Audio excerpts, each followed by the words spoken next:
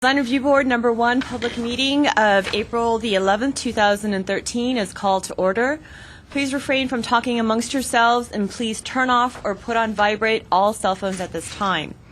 Anyone who wishes to speak, including applicants, is asked to completely fill out one of the speaker cards provided at the table by the front door and submit it to staff. You will be called to present a case or speak on a specific item as desired. Anyone who wishes to be re-noticed about a particular case, if there is a return for redesign, is asked to completely fill out one of the postcards provided at the table by the front door and also submit it to staff. You will be re-noticed if there is a subsequent Design Review Board meeting for that item. Current Design Review Board agendas are available by calling our Design Review Board hotline at 818-548-2140 or by visiting our website at www.ci.glendale.ca.us. A handout describing the procedures of the meeting, possible board decisions, and Design Review Board appeals is available at the table by the front door. Please note that all appeals must be filed within 15 calendar days of the Design Review Board decision date. The chairperson may reorder agenda items at his discretion. Board Member Ellis? Present. Board Member Herman? Here. Board Member Insua? Here. Board Member Palmer? Here. And Chair Simonian? Present. The report regarding posting of the agenda. The agenda for this meeting was posted on the bulletin board outside City Hall at or before 5 p.m. on April the 4th, 2013. Oral communications. Discussion is limited to items not a part of this agenda. I have no oral communication cards. Chair Simonian, I don't believe you do as well. No. No, okay. Which brings us to the Design Review Board review calendar. Staff announcements.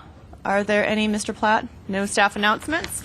So I would like to turn the meeting over to Chairman Simonian for our agenda of 4 cases. Well, thank you very much, and good evening to everyone.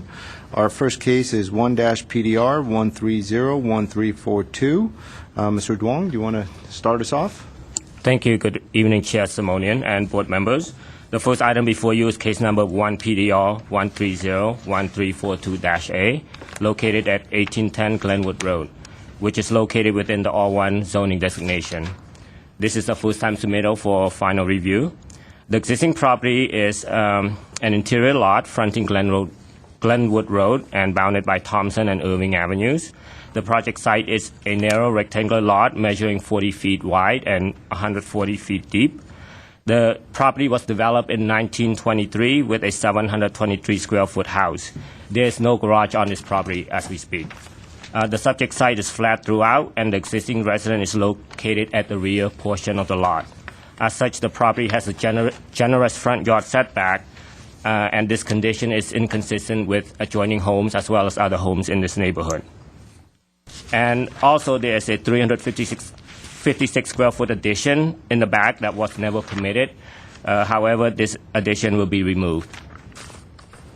The proposed project includes an 810 square foot addition and a new 2-car garage to the front of the existing 1-story house.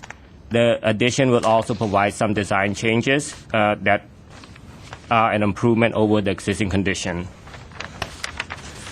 As I stated, the existing house is situated at the rear of the lot, thereby creating a generous front yard setback of approximately 75 feet. Where most homes in this neighborhood are located within 25 feet from the front property line. The proposed addition and garage will bring the subject property close to conformance or consistent with the adjoining properties and other homes in this neighborhood. As such, the location of the addition is sensible. However, the neighborhood is developed with garages that are detached and located at the rear of the property. So with the proposed project, whereby the garage will be at the front, this will cause a bit of an inconsistency with the developing pattern in this neighborhood. In regards to mass and scale, the existing residence is a modest 1-story house and is not as readily visible from the street due to its current location in the back of the property. The proposed front elevation features two street-facing gables that are offset due to the configuration of the entry and the garage. The rear features a single gable. The garage offers some modulation to the other and to a long and linear side elevations. The covered entry and rear patio, both with shed roof design, offer some lightness in these areas since they are open on the sides. Generally, a one-story house does not create the same mass and scale concern as a two-story building, but staff believes that there are some opportunities in improving the mass and scale further, such as in the fenestration pattern. For example, consider a variation in the window size, shape, and location, as well as their grouping. Also, the single ridge roof of the house could be broken up into two pieces, whereby the ridge over the addition could be slightly taller or lower than the ridge over the existing house. But overall, the applicant is generally successful in creating an acceptable mass and scale. Building design and detailing. The existing house has been modified through the years and is best described as a nondescript building that is rectangular in shape with a single street-facing gable. It is clad in stucco, composition shingle, and has aluminum nail-on sliding windows. Its overall design is simple, unadorned, and void of any character-defining features. The proposed addition will generally continue the same design aesthetic with some influences of the minimal traditional style. The project will introduce two gables fronting Glenwood Road and a shed roof over the covered entry. The rear elevation will retain its existing single gable and will be punctuated with a new shed roof covered patio. This patio roof is supported by simple square posts and vertical wood railing. The addition will also be clad in stucco and composition shingle to match the existing materials. As with the mass and scale, hold on. Now, it's indicated that the existing sliding windows will be removed and replaced with new aluminum hung windows. Staff believe that these windows should be installed recessed and provided with trim and seals. While the house is modest in its size and scope, overall the applicant proposal is an improvement over the existing condition. But again, as with mass and scale, there is some room for improvement in the design and detailing. These opportunities exist by introducing a variety of cladding materials, for example, and by modifying the fenestration pattern as previously stated, as well as creating a more varied roof line. We believe that the applicant should consider introducing wainscoting or horizontal siding under the roof gables, and therefore will introduce additional textural and visual interest to the building. And overall, staff recommends approval of this project with some conditions and consideration. Now, I just realized that there's a repeat on the conditions. That was my mistake. Number 4 and number 8 are essentially the same. So, yes. Or you like, I can go over the consideration and the conditions. Yes, please. Okay, number 1, all new windows should be installed recessed and provided with trim and seal. Aluminum windows are proposed. Number 2, the panel entry and garage doors should be kept simple, as depicted on the elevation or something similar to it. Reconsider the fenestration pattern with regards to window size, shape, location, and/or grouping. Or the single roof ridge of the house could be stepped, whereby the roof of the new addition is made taller or lower than the roof of the existing house. And number 5, the proposed landscaping includes rose bushes. Drought-tolerant species should be specified. Consider planting a tree in the front and rear yard to provide a visual balance with the proposed plant palette. And 7, consider introducing wainscoting or siding in the gables. And number 8 is the same as number 4. And I'm available to answer any questions. Thank you, Mr. Dong. Do we have any questions for staff? No? Well, Thank you know what? Did you have a letter? Yes, thank you for the reminder. Staff did receive an email correspondence from a neighbor by the name of Ms. Sarah Conrad.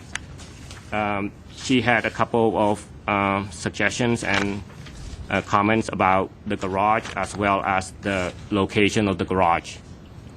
And it's inconsistency with the development pattern in this neighborhood. Okay. Thank you. Any more questions for staff? Well, thank you. With that, we'll open the public portion of this hearing, and I believe our first speaker is Mihran Kiolian. Come on up, introduce yourself, and introduce us to the project. All right.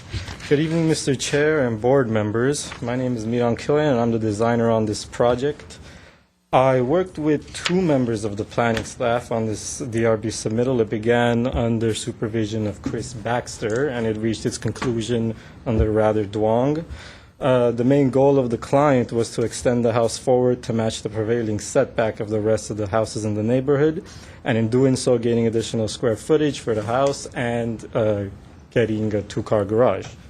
Because the non-conforming characteristics of the home, another key factor was not to demolish more than 50% of the existing structure. We proposed to demolish only 32.3%. The client also requested not to demolish and keep the existing kitchen and dining room as is for financial reasons and because they're in good condition and we don't want to redo a whole kitchen. We don't have to. Because of all this, new square footage additions are made. Because of this, all the new square footage additions are made around the kitchen and the dining room. I know the garage was mentioned. I actually took the liberty to go around Google Earth, and there's actually one house, 1 block over, that actually has a garage in the front, and there's 2 houses right on that Thompson Street, right around the corner, that have garages in the front facing the street. So, and again, in Glendale, I've seen conditions like this, so I don't think it should be that big a deal. With consideration to the rest of the neighborhood and the finances of the client, the proposed design does not vary much from the traditional minimal style design of the existing home. Preservation of the existing home's simplicity was a major driver of my proposed design, whereas not to alter the aesthetic too radically and have it fit seamlessly into the neighborhood and its surroundings. Thank you very much. Thank you. Yeah. Do we have any questions for the designer? I actually have a couple of questions. Did you guys ever attempt to do a design with a garage in the back? Issue with that is because we want to keep the kitchen where it is. There'd be no room for a backyard if we had to put a separate garage there. Okay. And where would you propose putting the air conditioner condenser? It's in the back now. We'll probably leave it there. And we could move it to the roof if that's also requested. No, usually, my concern is always that the builders consider that so it's not under the neighbor's bedroom window. Right. Better to do it in a plan stage than Yeah. afterwards. One last question. I noticed on the landscape plan it indicated that the cypress trees in the front setback were going to remain. Yeah. 2 of them have been cut to the ground. Is that plan that you're going to cut them all out? No, the other ones are going to stay. I think they wanted to move a pathway there, a walkway towards the house. That's not on the plans. Is that right? Okay. Thank you. And regarding the rose bushes, that was a specific request from the client. Right. She wants rose bushes. Right. Okay. Mr. Insua? Quick question. Okay, so if I understand the scope of the project correctly, we currently have a house which in the rear, right behind the existing bedroom, is an unpermitted portion of the house. Yes. So they're going to remove that completely, all the way down to the foundation and everything. It's just going to be dirt. Okay. Do you know what the material is? Was it built on concrete slab on grade? It's not slab on grade. It's a raised footing. So it's a raised perimeter footing. Yeah. So part of the scope from the rear existing bedroom, they're just going to remove that completely, just get rid of it. Wow, poor people. And then, from that wall, they're going to then build a new porch. How are they going to build that porch? Gonna be on raised concrete again. So they're going to be raised perimeter foundation. Yes. To do a new porch, which is 7 feet wide by approximately 23 feet wide. And that's with permit. Yes. Will it be habitable? No, I don't think so. Okay, so it'll be just a porch. Will it have enclosed, because I Oh, it's not going to be enclosed. It's going to be totally open air. just an open porch? Yes. Okay, with a cabinet. What, can you help me understand what the drawing shows here with the cabinets and stuff? So when you look at this porch, Yes. I see a wall here. What's this wall? That's a railing. That's a railing. Railing, and then what's this, is this cabinet and stuff, or is this, it looks like cabinetry? That's just a dimension line. I think that's a. Dimension, it's just showing the dimension. Yeah, I It's think just that there's no cabinets. Okay, so it's just an open porch. Yeah. Okay. Okay. Wow, and poor people, again, I say poor people who now have to demolish what they have. Okay. And then, so just a porch. Okay. Good. Mr. Herman? Did you study entering the garage from the side? In other words, pulling in and making a 90-degree turn to turn into the garage? In the back, No, in the front. in the front, there was. I think that was one of the first things studied under Chris Baxter. He mentioned issues about turning radius, and I didn't think we had enough turning radius, so I didn't explore that any further.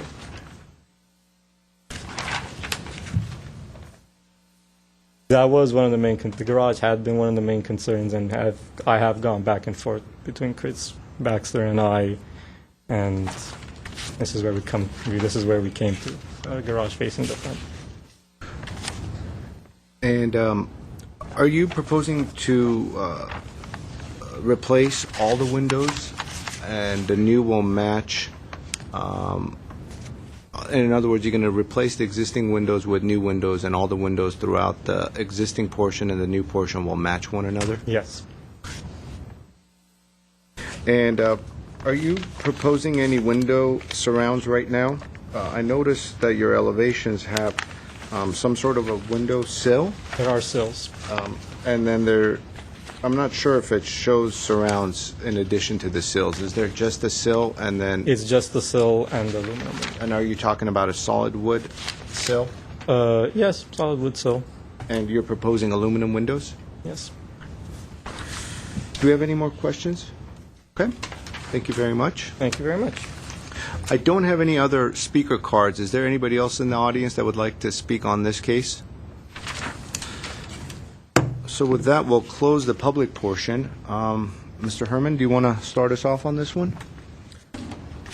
Well, it seems to me the main issue is the garage door, the large garage door facing the street. It's been pointed out in the planning review comments, was pointed out by the neighbor. It's an anomaly on the street to have this big garage door right up on the setback line facing the street. I understand it's a problem with the location of the existing house at the rear of the property. That's what you're dealing with.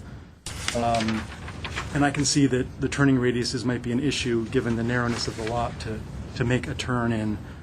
So I'm just wondering if there's, a way to mitigate the, the presence of that garage with its gable facing the street by, modifying the roof in some degree. I mean, you've got this big gable over the garage door. I was wondering if you could just rotate the roof completely and have the hip run east-west, and that would bring a kind of a low roof line above the garage door, and that might mitigate the presence of that garage facing at the street somewhat. and help kind of better announce the front door as kind of the focus rather than the garage door. Thank you. Mr. Ellis? You know, yeah, I'm a little troubled by that, too, I like the rear rendering looks great. I'd approve that in an instant if that was the front of the house. Unfortunately, it's not. I could support, the rest of the project is fine. I think we're at a point where there's 720 square feet of existing house that we're building around. And actually, a question for Mr. Dong. If they did demo the whole house, what is it? The side setbacks all of a sudden that become an issue for them? Yes, if the house is completely demolished, it would be subject, a new house will be subject to today's code. For this zone, the side setback would be 6 feet, and Right. the front is 25. Right, okay. I'd like to maybe hear what the rest of the board has to say about a design. Mr. Herman certainly has a solution. I was thinking possibly a slope or a flat roof or some way to minimize that garage in the front if we're going to stick with it. Mr. Insua? I say this with the utmost sincerity. And not to spend money, and your money, which is not my money, unnecessarily and whimsically. But I believe that because when you are proposing to build forward, and you have so much opportunity of land, if you will, you can really be, I think, a little bit more creative than just adding the addition and putting the garage where you put it. You can be, in my opinion, I think you can be a little more creative. And I do not want to have you think that, I can sketch something up and make it more creative than you after all this effort. Yet, in just a couple moments of sitting here, given that you have so much land in front, taking your front setback at 25 feet, taking that you could put your garage in sideways and have a side entry, have your entry come off the side where it's just not facing the front, be a little bit more creative and have a little bit more of an interest in the front entry, still have the same square footage, and then gives you an opportunity to pop out to your side yard setback. You're not going to spend any more money. It's the same square footage. But it adds a little bit more interest so that when you look at your front yard, it's not just a driveway. You have a lot more landscape potential. You have the side of the garage which you can do something interesting. Have the cars come in, have your entry off the side and still be very interesting, and then be able to pop out on the side, which is on the top part of the sheet, and create a little bit more interest, in my quick observation, than what you've done. I think that if you just spent a little more time in trying to just add a little bit of stuff with the land that you have, I think the end project could really be much better. Ms. Palmer? Okay, I think another reason that the garage stands out so much is that the entry pushed back with the two windows and the door in the center and the shallow roof, which I think is too shallow for putting the shingles on. It looks like just a small trellis. You're going in a back door. Maybe if that entry, if it were to stay where it is, the entry door be moved over, which according to the floor plan, it looks like it could, and put a larger window, and maybe change the slope on that. It might look like a different roof configuration. So that's my input on the front part. I don't have an issue with the windows other than the comment from staff. I think some of those windows, if you look in the interior, they could be more functional if relocated in certain areas. And the landscape plan, I think it needs to be revised. A lot of the plantings that have been chosen are for hillside planting. They don't go with the roses. I have no problem in the client keeping the roses, but without wasting time, I can give you a list of some plants that might be suggestive for those areas. But what they have, I don't think is a good situation. Those are my comments. Thank you. As we look at the design, certainly the garage, the mass and scale of the garage could be reduced. As we look at the side elevation, some undulation in the elevation could be introduced to reduce the mass. What I'm hearing from the board is that there's not too many issues with the rear of the home, with the rear porch, but there's kind of a rectilinear bowling alley sort of a design that you have that just doesn't have a lot of undulation, doesn't add to the overall character of the neighborhood. I'm also hearing that one option is to rotate the garage 90 degrees to access it from the side and to create more of a courtyard approach to the home, where you come in off of the driveway, there's a courtyard, a formal entry into the house, and that courtyard will be next to the driveway that's accessed from the side. Or another approach would be to lower the roof of the garage, make it less pronounced, perhaps have a different type of material above or under, or I should say underneath the roof line, as staff has suggested, in which case the entry of the home will become more pronounced and the garage will be less pronounced. And so what I'd like to discuss amongst our group quickly is if there's a support for prescribing, I guess, some conditions that would lower the roof height, make a more pronounced entry, introduce a secondary type of a material on the facade, or if the board feels as though this is more of a return for redesign candidate. So what are some thoughts on that? I could certainly go either way. No, I mean, if we could come up with a group of conditions that staff feels would be workable. But it would be nice to see, to at least have a chance to see it.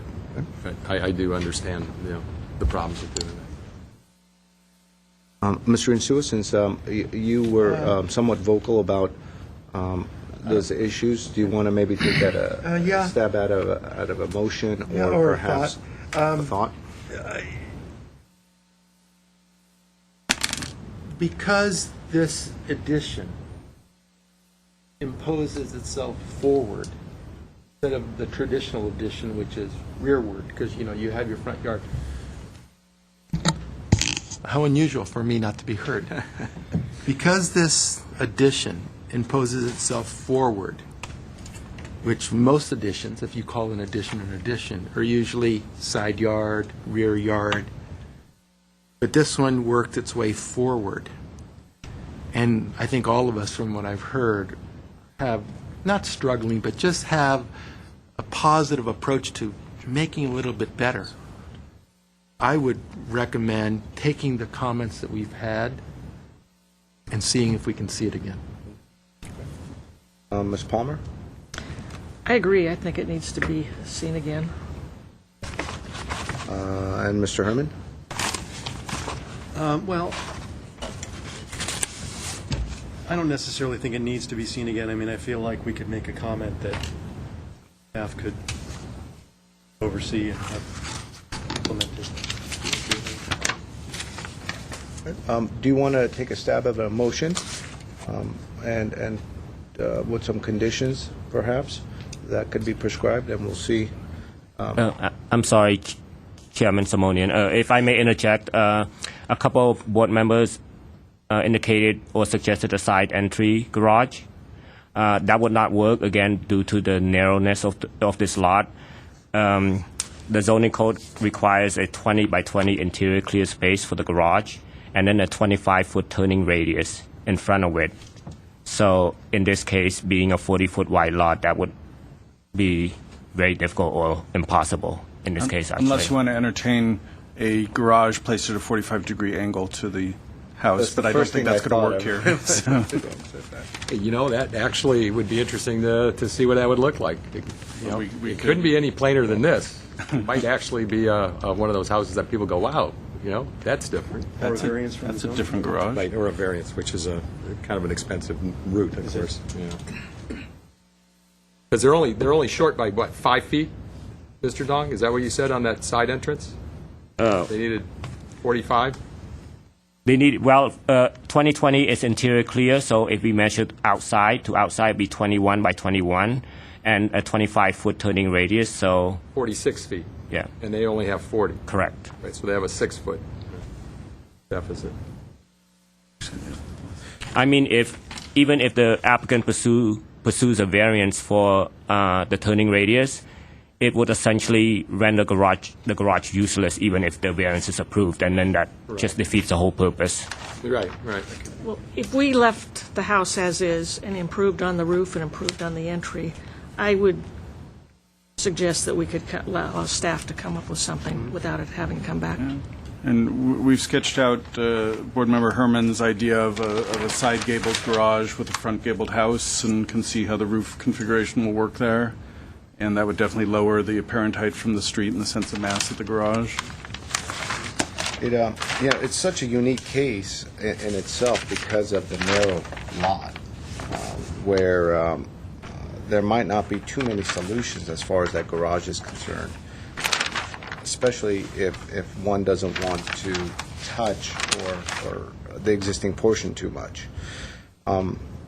And if we are considering that kind of a approach where we're lowering the roof of the garage and going with a hip type of a roof, it's also, I think, very important for us to also consider use of different materials like horizontal siding or shingles or whatnot underneath the eaves and above kind of the window lines, and then also to really work on the north and south, the east and west facade as well, not so much the east, maybe the west, where we just have the straight shot going back, which I believe is the west elevation. And also work on that as well, where basically the living bedroom, kitchen, and master bedroom are on that side of the plan, on the opposite side of the garage. And as we were working with the applicant on that, that's the staff recommendation was for some vertical articulation, because we didn't see a lot of room to do much meaningful change on the wall plane. Okay. If you want us to move in that direction, we could work with everyone. Mr. Herman, do you want to entertain some sort of a motion? Or Mr. Ellis? My only one comment would be that be a little careful thinking it's unique. If you look at the site map, there are probably 150 properties with 40-foot, this exact same plan, and this is the first one with the garage in front that's coming forward. Well, And so from that standpoint, it's not unique. It's going to be every other project in that neighborhood is going to have the similar design restraints that these guys have. yeah, and the codes have changed since these Yeah, legal definitely. non-conforming lots were cut, and unique maybe overall, if you take the overall widths in Glendale, Yeah. it's probably majority over 50 feet. Yeah. However, in this block, as you're pointing out, Well, even on the it's side not. streets, look on the side streets, they're all look This like 40 entire foot. tract is Yeah, probably on the right. narrower side. Yeah, right. Well, codes have changed, and the idea is to try to, bring these buildings up to code and to revitalize the neighborhoods, which is what's happening. So that's what we're discussing here. I'm ready for a motion from somebody that, on my left or right, to.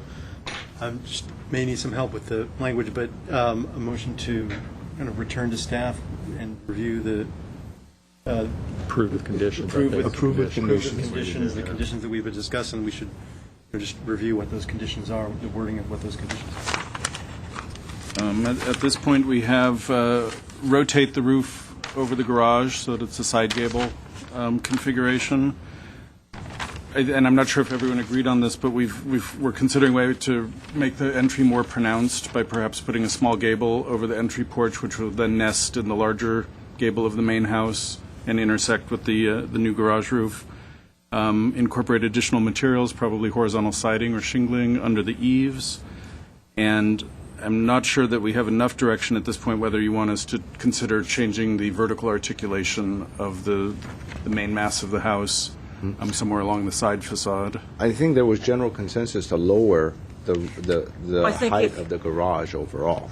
If the roof is switched, it's going to change that long linear look anyway.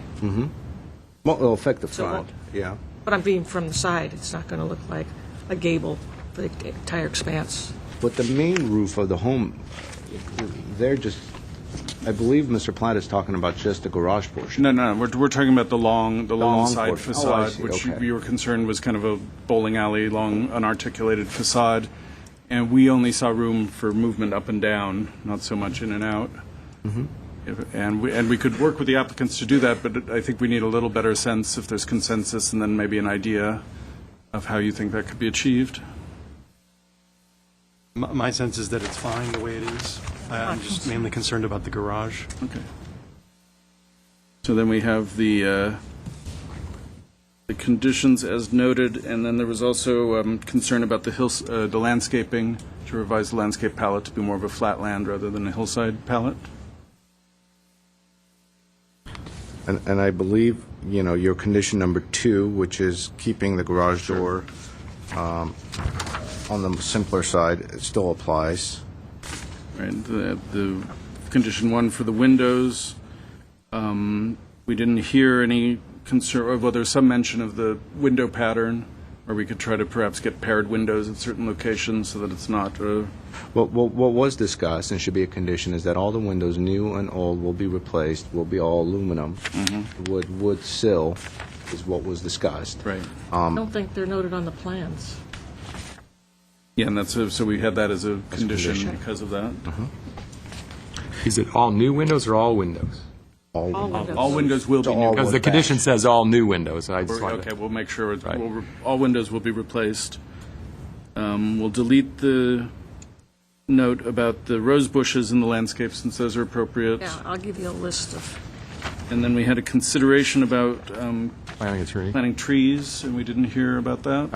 I'd support it'd be nice that. to see when I put a suggestion down there. I don't think it's a deal breaker, but Okay, so we have a suggested tree and plant palette possibility, and that covers all of the staff comments as well as any board comments. Yeah, I would just throw in one other consideration, to reconsider putting the garage in the back.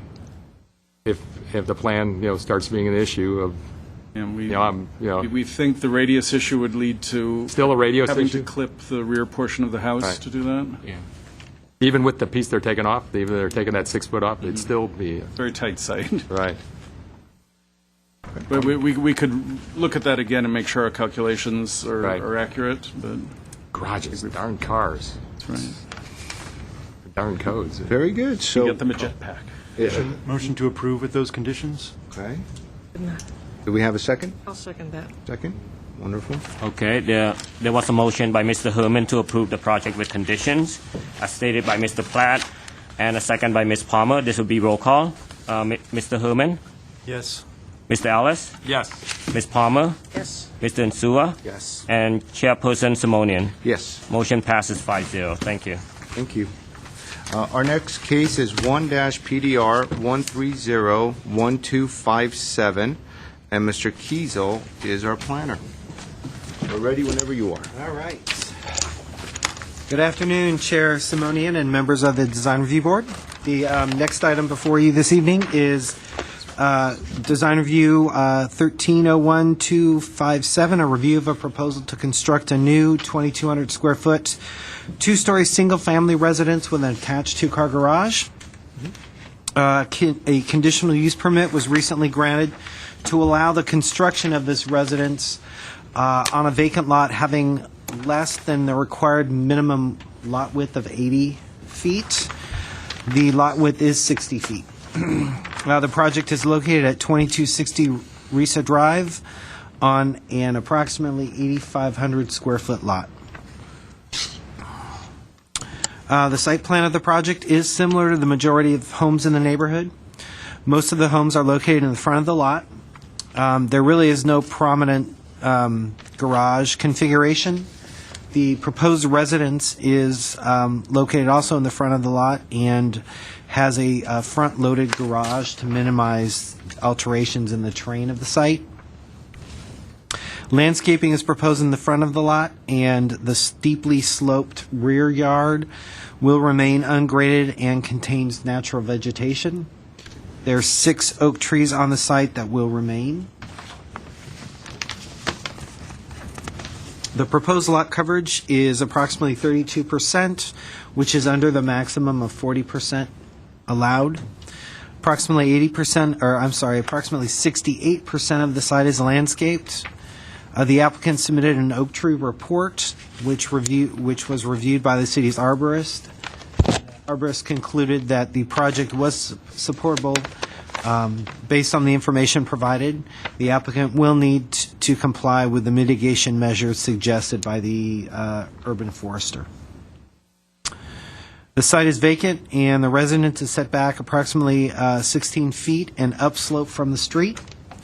The majority of the homes in the neighborhood are one-story. However, there are some two-story homes and one three-story home. The area residences are modest in size, averaging about 1,950 square feet. The proposed residence will have about 2,200 square feet. The attached garage will be approximately 1/2 story below the first level of the residence. The entire second story, a portion of which is above the garage, is a full story above the first floor of the residence. This situation creates a kind of a high garage, tall garage, emphasizing this feature of the residence. A continuous eave at the front elevation somewhat breaks the mass, but the garage still appears taller than normal. The board should consider some design element which would reduce the visual height of the garage from the street. The proposed house will be faced with a hardy plank siding on the first level and stucco on the second level. Both materials are commonly used in the ranch style, which is the predominant or prominent style in the neighborhood. And the siding in particular provides horizontality, which is a common characteristic of this style. On the elevation drawings, the siding is shown to end at the same level as the first floor windows. Staff does suggest that this treatment end either somewhat above or somewhat below the fenestration to enhance the appearance of the house. And finally, the finish of the stucco is not specified on the plan. Staff suggests either a smooth or a sand finish be used on the stucco. Yeah. Staff is recommending approval of the project with conditions regarding the design element above the garage, the terminus of the siding, and the finish of the stucco. That concludes what I have to say. I have one question. Sure. Sheets A4 and 5, is there a legend as to what the numbers represent? I don't see it on the board or in the plans. Sheets. And on the drawings.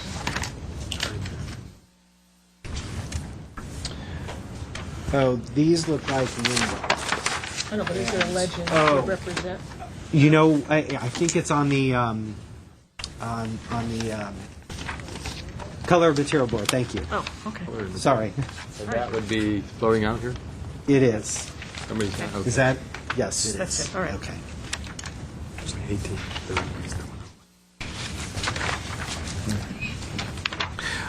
As far as the slope of the site, it didn't trigger the CUP standard? No. I think it was 42%, something around there.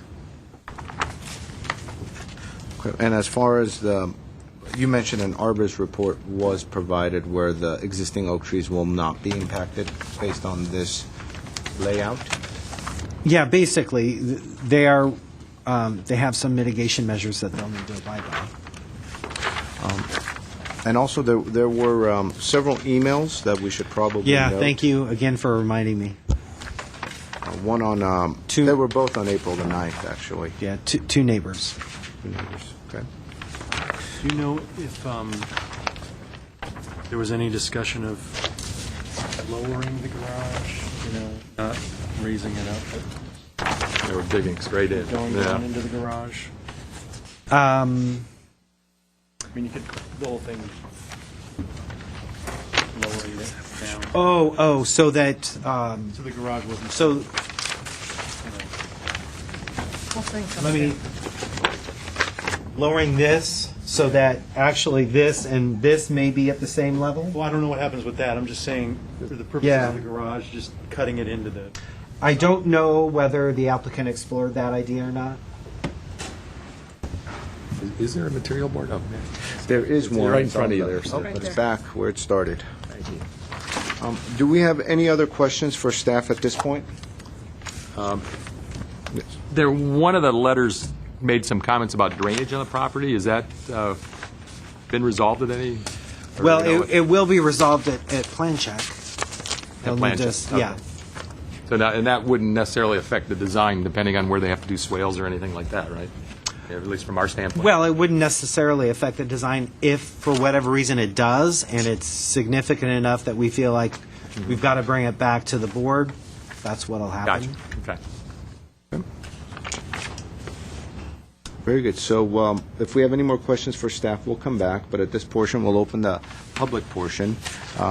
I have three speaker cards here, one of which is the applicant, Bill Steinke. Come on up and introduce yourself. Sorry about the sunglasses. The light's really bad. I got an eye challenge. The house, when we got in negotiation, was last April, so we've been working on it almost a year, or a little over a year. We've met a number of the neighbors. We passed out flyers last week. I'm sorry? Chair, forgive me. You are the applicant because you're the, forgive me, Chair. Yeah, go ahead. You're the owner, you're the, Well, I'm an escrow. I'm a general contractor. It's an that's escrow- what I needed to know. Oh, I'm sorry. Chair. Okay, I'm sorry. Yeah, Bill Stem. I built like about 45 houses in Glendale and Los Angeles, and a lot of them, obviously in Glendale, which one I live in now. So I normally, what I do when I purchase a vacant lot or whatever, I don't close escrow till I get through design review or plan check because of problems with lots that are vacant. So you're only the general contractor? No, I'll be the owner too. Okay, so so the person Carlton Valu, He is the present owner. okay. I understand, present owner. Forgive me, Chair. Yeah, go Because ahead. No, I'm with you.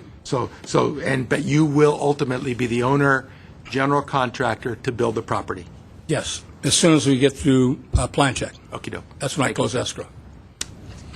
Let's see, where was I? So anyway, we went around, my wife and I went around the neighborhood last week. We passed out leaflets showing a little description of the house, the floor plan, and the elevations, and talked to the neighbors about their different, challenges with the property.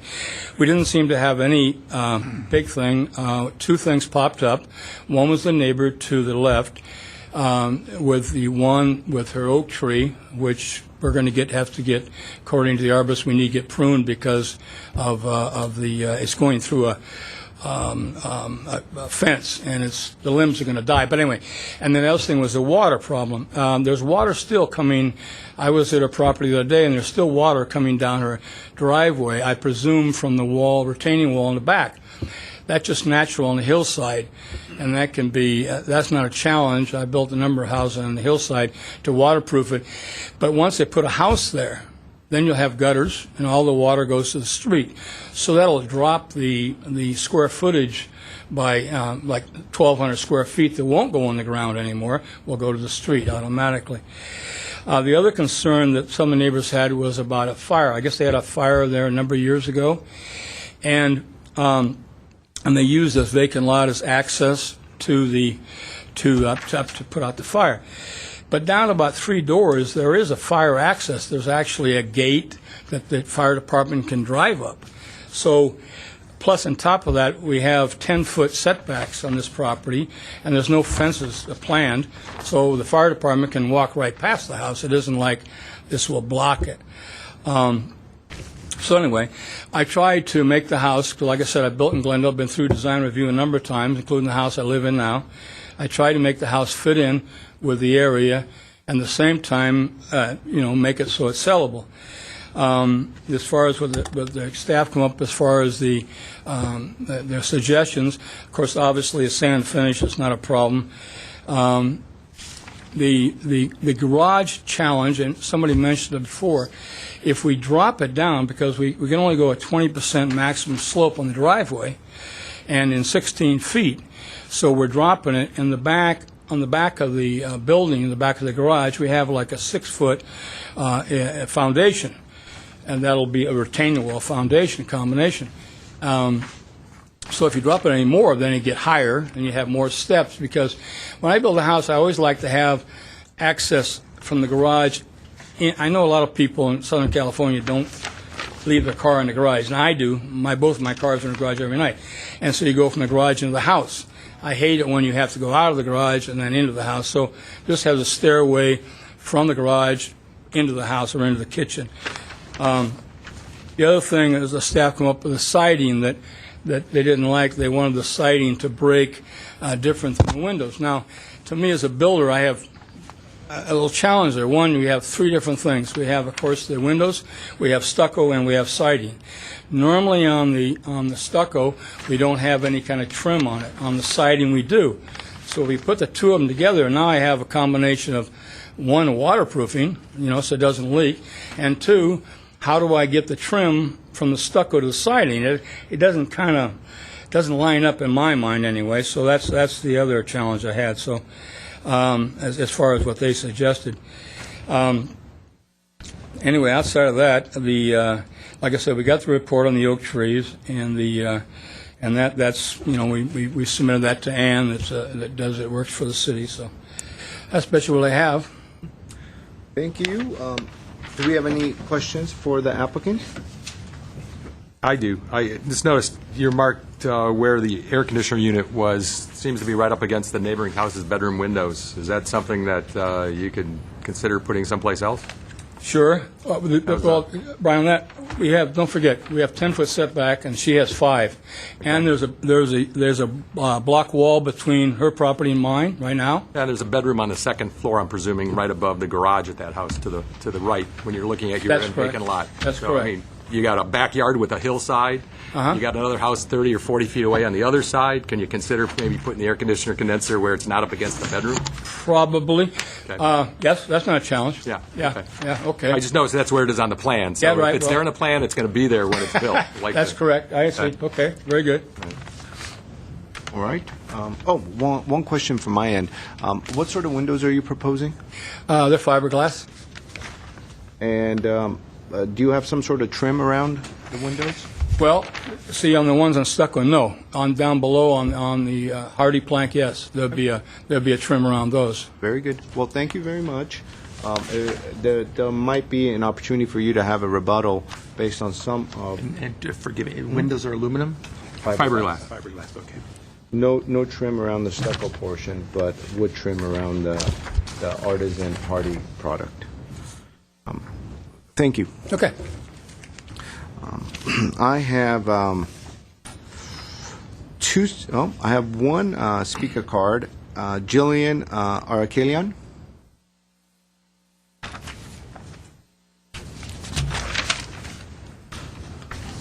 If you would just introduce yourself, welcome. Hello, Bart. Thank you so much. Actually, we are the neighbor on the end of the hill, and my name is Jillian Arakelian. And it's the house with the U shape. That one on the corner home. Okay. So we are down the slope, and as you see, it's a steep, slope there. As he pointed out, fortunately, he saw I think there's a underwater reservoir. It's percolating when it rains a lot, and it comes from that lot toward the lines of our lot. And basically, by building this, I know he's a developer and he knows what he's doing with 45, actually homes built in the Glendale. But we are already getting a lot of water from there. So I want to make sure that our home is protected, because as far as the insurances go, they never, cover any flooding or any water damages. So I want to make sure what the planning or plans they would have as far as soil report, geological report, whatever it is. These are like a rocky hill, probably more granite in it. So right now, because it's an empty lot, like some of the water, when it rains, it just absorbs to the ground. But when it's a building over there, by having hopefully the gutters around it, it will reroute out of their lot also, and also not to, dive into our lot. But basically what the drainage and, particular rerouting they would have in order not to have water coming into our lot. more than it is. Same, actually, I was approached with the other neighbor on the other side of our home, which is, I think, 1836, and he had also the same impression and concern about the steep slope of the hill, and basically when it rains heavily, how that water is going to reroute out of the, both of the lots and not come into our home. So I think one of our main concern would be the water. And then one of the oak trees is actually on our lot, so hopefully if they need to get any, permits, we should be able to know about it and approve about it so that we can preserve our oak tree. And the rest of it, like fire, I approached the city. They didn't have any maps showing the fire accesses. So if there is any, it's good to know, better to know where they are, because it looks like the only access to behind of that lot or to the oak trees was that empty lot. So that would be like a neighborhood safety concern. And as far as hopefully building anything, actually, I like the garage, so I'm okay with the garage. It doesn't, look so bad. But I think if the garage is even going lower than that, they may also have some water going inside the garage, just as a general impression of, how the building is going to be. But I think the water problem is one of the most concerned, not only for their lot, but not having to come into our lots, both of the neighbors. We actually know that the other neighbor on the other street, it's not on the slab, it's a hollow place, and water collects underneath his house, and they had to spend hefty in order to put pumps to drain the water out, and they were actually after the previous owner suing them or something like that because they didn't reveal about the water coming into the house. So it's a main concern for the corner house. Thank you so much. Thank you. Thank you. Thanks. Do we have anybody else in the audience that would like to speak on this case? Because I do not have any other speaker cards on this. Okay, thank you. Well, Mr. Steimke, you could have 3 minutes as a rebuttal if you choose to come up. If you don't think it's necessary, you don't need to come up.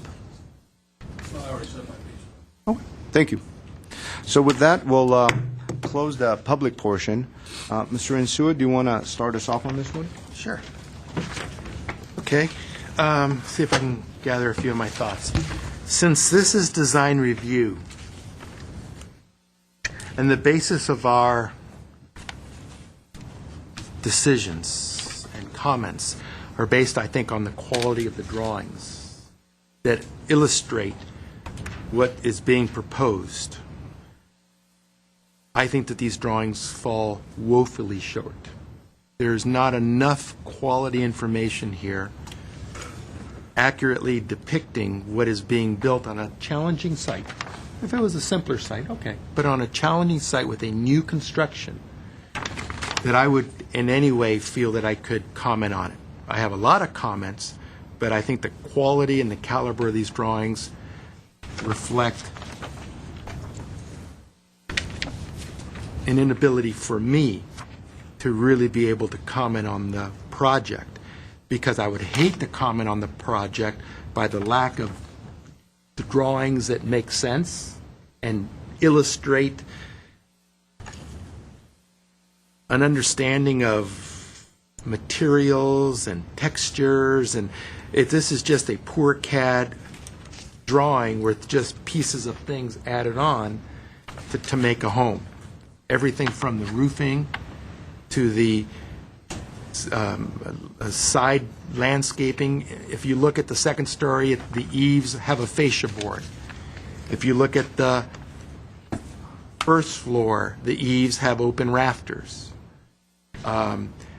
We just have little sticks for posts that, where are they connecting? If you look on the south elevation down here, it's just a really poor quality of drawings. That doesn't mean that everybody needs to be architects or have wonderful work. You just need to be able to accurately depict what you want to do. And I think this falls woefully short, especially in a new construction. And if this person, Jennifer, is an architect who is submitting these drawings, I want to let her know she better get her act in gear because this is terrible. So there's nothing here to review for me. Thank you, Mr. Insua. Ms. Palmer? I noticed some of those things with the rafters and the sizes of the posts, and I wish also that the drawings showed what the retaining walls looked like, because that's going to be an extension of the sides of the house. And I would like to see, because we have such a raised entry, I want to see the steps, the walls on the steps, because all that's going to become an integral part of the house.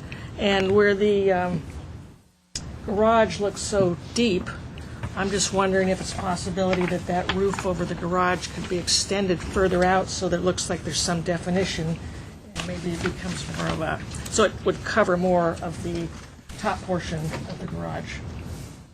But anyway, I would need to see more information on the retaining walls, the entry, and some additional information on the plans. Thank you. Mr. Ellis? I would tend to agree with my fellow board members. I actually was very disappointed when I saw the plan, went out and looked and saw it's a vacant lot that, with some thought in a well-designed house, could fit into it, but this kind of seemed very cookie-cutter-ish. The proportions to me don't work well. So I don't know where to start, but I don't think I could support it as it's presented today. Thank you, Mr. Herman. Yeah, I agree. One key drawing to see would be a section, running, from the street back through the garage to kind of understand the relationship of the floor level of the garage, which is down lower than the rest of the house. And I do have a section drawing. I just didn't put it up. okay. So that would be helpful to see. And I think that would help understand the presence of that garage door issue, and what the opportunities might be.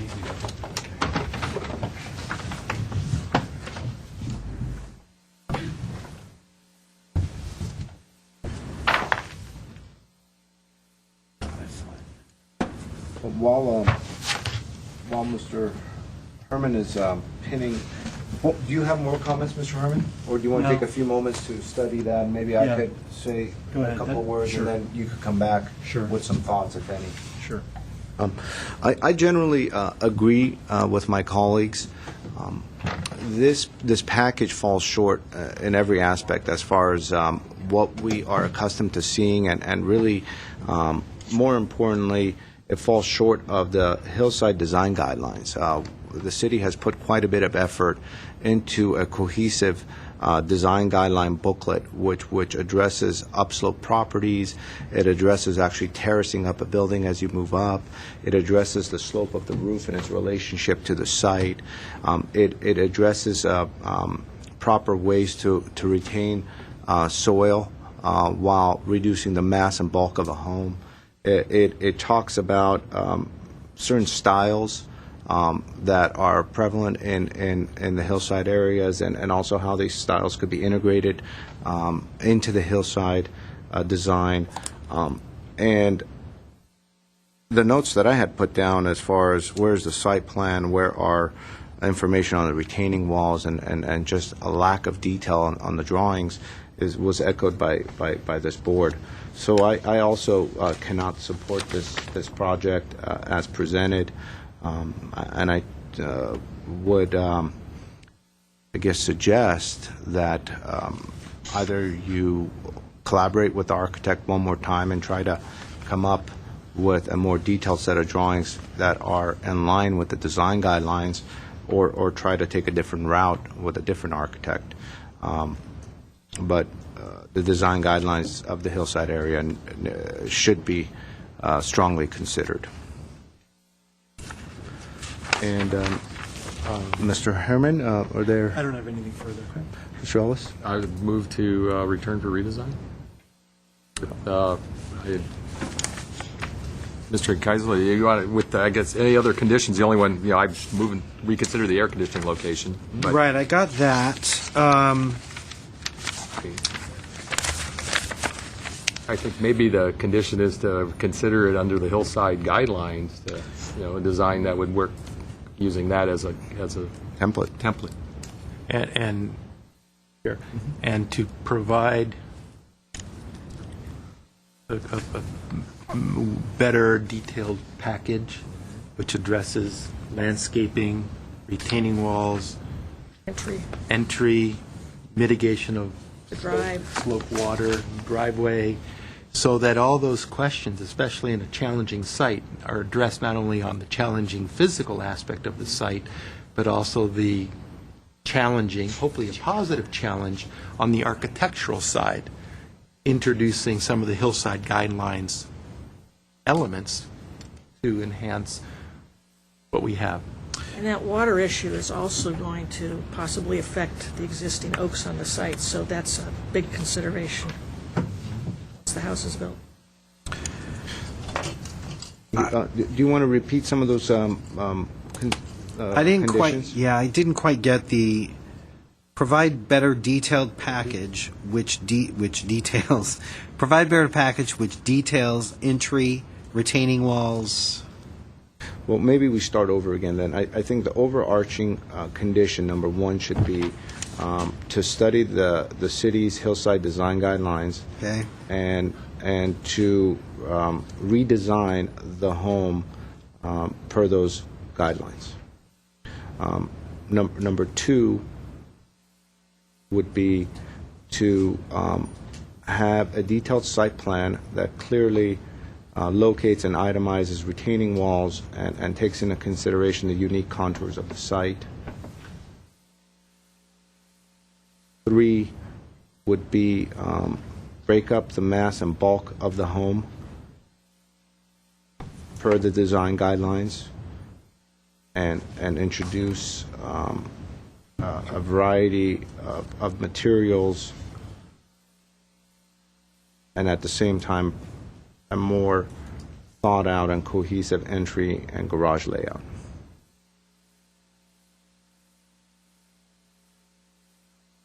There were further comments about landscaping, Ms. Palmer? No, I think the landscaping was fine.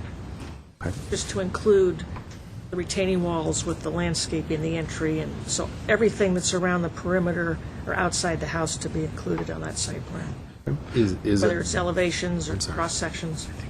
a soils report or something like that? I mean, I noticed the one neighbor was concerned with that. That may be premature here, but That'll get taken care of. That's not. that goes through under our plan check. purview. Okay. I have seen those on previous projects that have come by here, but, okay. As kind of an encouraging sign, though, I think the artisan hardy material is an appropriate use in the hillside area. It conforms to the ranch style, and so whether it's a contemporary ranch or more of a traditional ranch, the material palette works. The fiberglass windows were a good start. So there are bits and pieces of what is proposed that are good. And also, one bit of advice as well. I think this is an R1R zone, correct? Or, yeah, so it's in a high fire area, so some of the eaves and whatnot need to be considered as well for them to be boxed in or have heavier timber. No, I'm not sure if it's in a high fire zone. You might I'll have want to look at double-check. it with them. Yeah. I Up think against there are- open, up against open hillside? It should be, if it's not. I believe. Well, it could. Yeah, it could That's very well zone be. two, I R1, just. R2. Is there any other items that we want to add in there as a board? Mr. Kiesel, are you comfortable with them, or would you like to repeat them? I think both Jay and I are fine. So I'll move to accept it with those Conditions? conditions. I'll second. I'll second. Okay, a motion to return the project for redesign. Roll call, Mr. Ellis, Yes. Mr. Insua, Yes. Mr. Herman, Yes. Miss Palmer, Yes. and Mr. Simonian. Yes. Okay, motion carries 5-0. Thank you. We're being requested to provide a 2-minute recess, and so that's what we'll do, and we'll reconvene in 2 minutes. Thank you.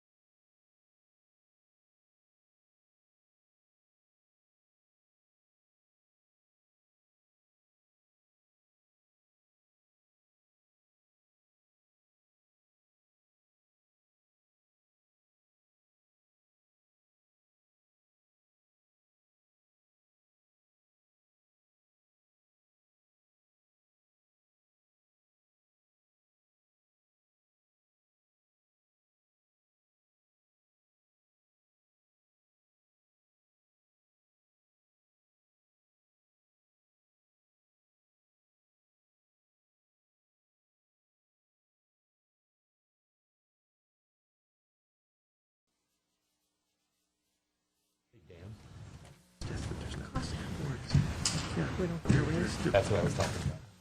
That's really, you don't see how much the height is. For the work that we have. They do every week.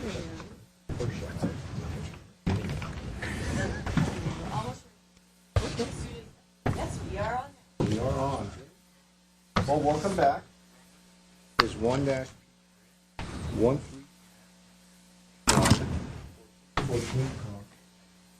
and Amelia, take it away. Yes, thank you, Chairman. Again, this particular project site is located at 1414 Columbia Drive.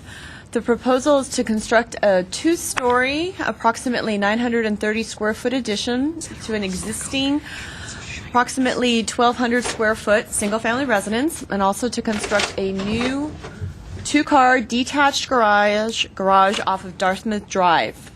The lot itself is approximately 5,200 square feet. It is a double frontage lot. It has frontage both on Columbia Drive and on Dartmouth. It's located in the R1R Floor Area District 3 zone. Once finished, the total floor area will be 2,195 square feet. The addition is contemporary in style, and the proposal includes remodeling the existing Spanish-style house in the same contemporary design. This is a first-time submittal for final review. It comes to you after having had variance approvals by the planning hearing officer. The planning hearing officer, back in December of last year, approved variances for a reduced driveway width, reduced front street setback along Dartmouth. That would be for the proposed garage at 7 feet 9 inches from Dartmouth. A reduced interior setback for the garage. Also, an unenclosed downslope underfloor area below the first and second stories of the proposed deck facing Dartmouth, and also overheight walls in the front street and interior setbacks for the proposed stairwell along Dartmouth. So those would be multiple variances that were approved and are now, you see the project before you today as it was approved by the planning hearing officer. Just a little bit of background information. The property has an extensive code enforcement history dating back to 2002, 2003. It is currently red tagged, so it is in a non-habitable condition, and it has been for a number of years. The house was originally constructed in 1925. The previous owner did extensive remodels and extensive additions without any building permits. It was a city attorney code enforcement case for a number of years. There was also a one-car garage on Dartmouth that had collapsed some partially and then was essentially demolished completely, and back in over a decade ago. And so the current property owner is proposing to bring it into habitable condition, to add a two-story addition to the front facing Dartmouth, and to also provide a two-car garage in order to meet code. As you notice, if you don't mind if I step up Please to do. the...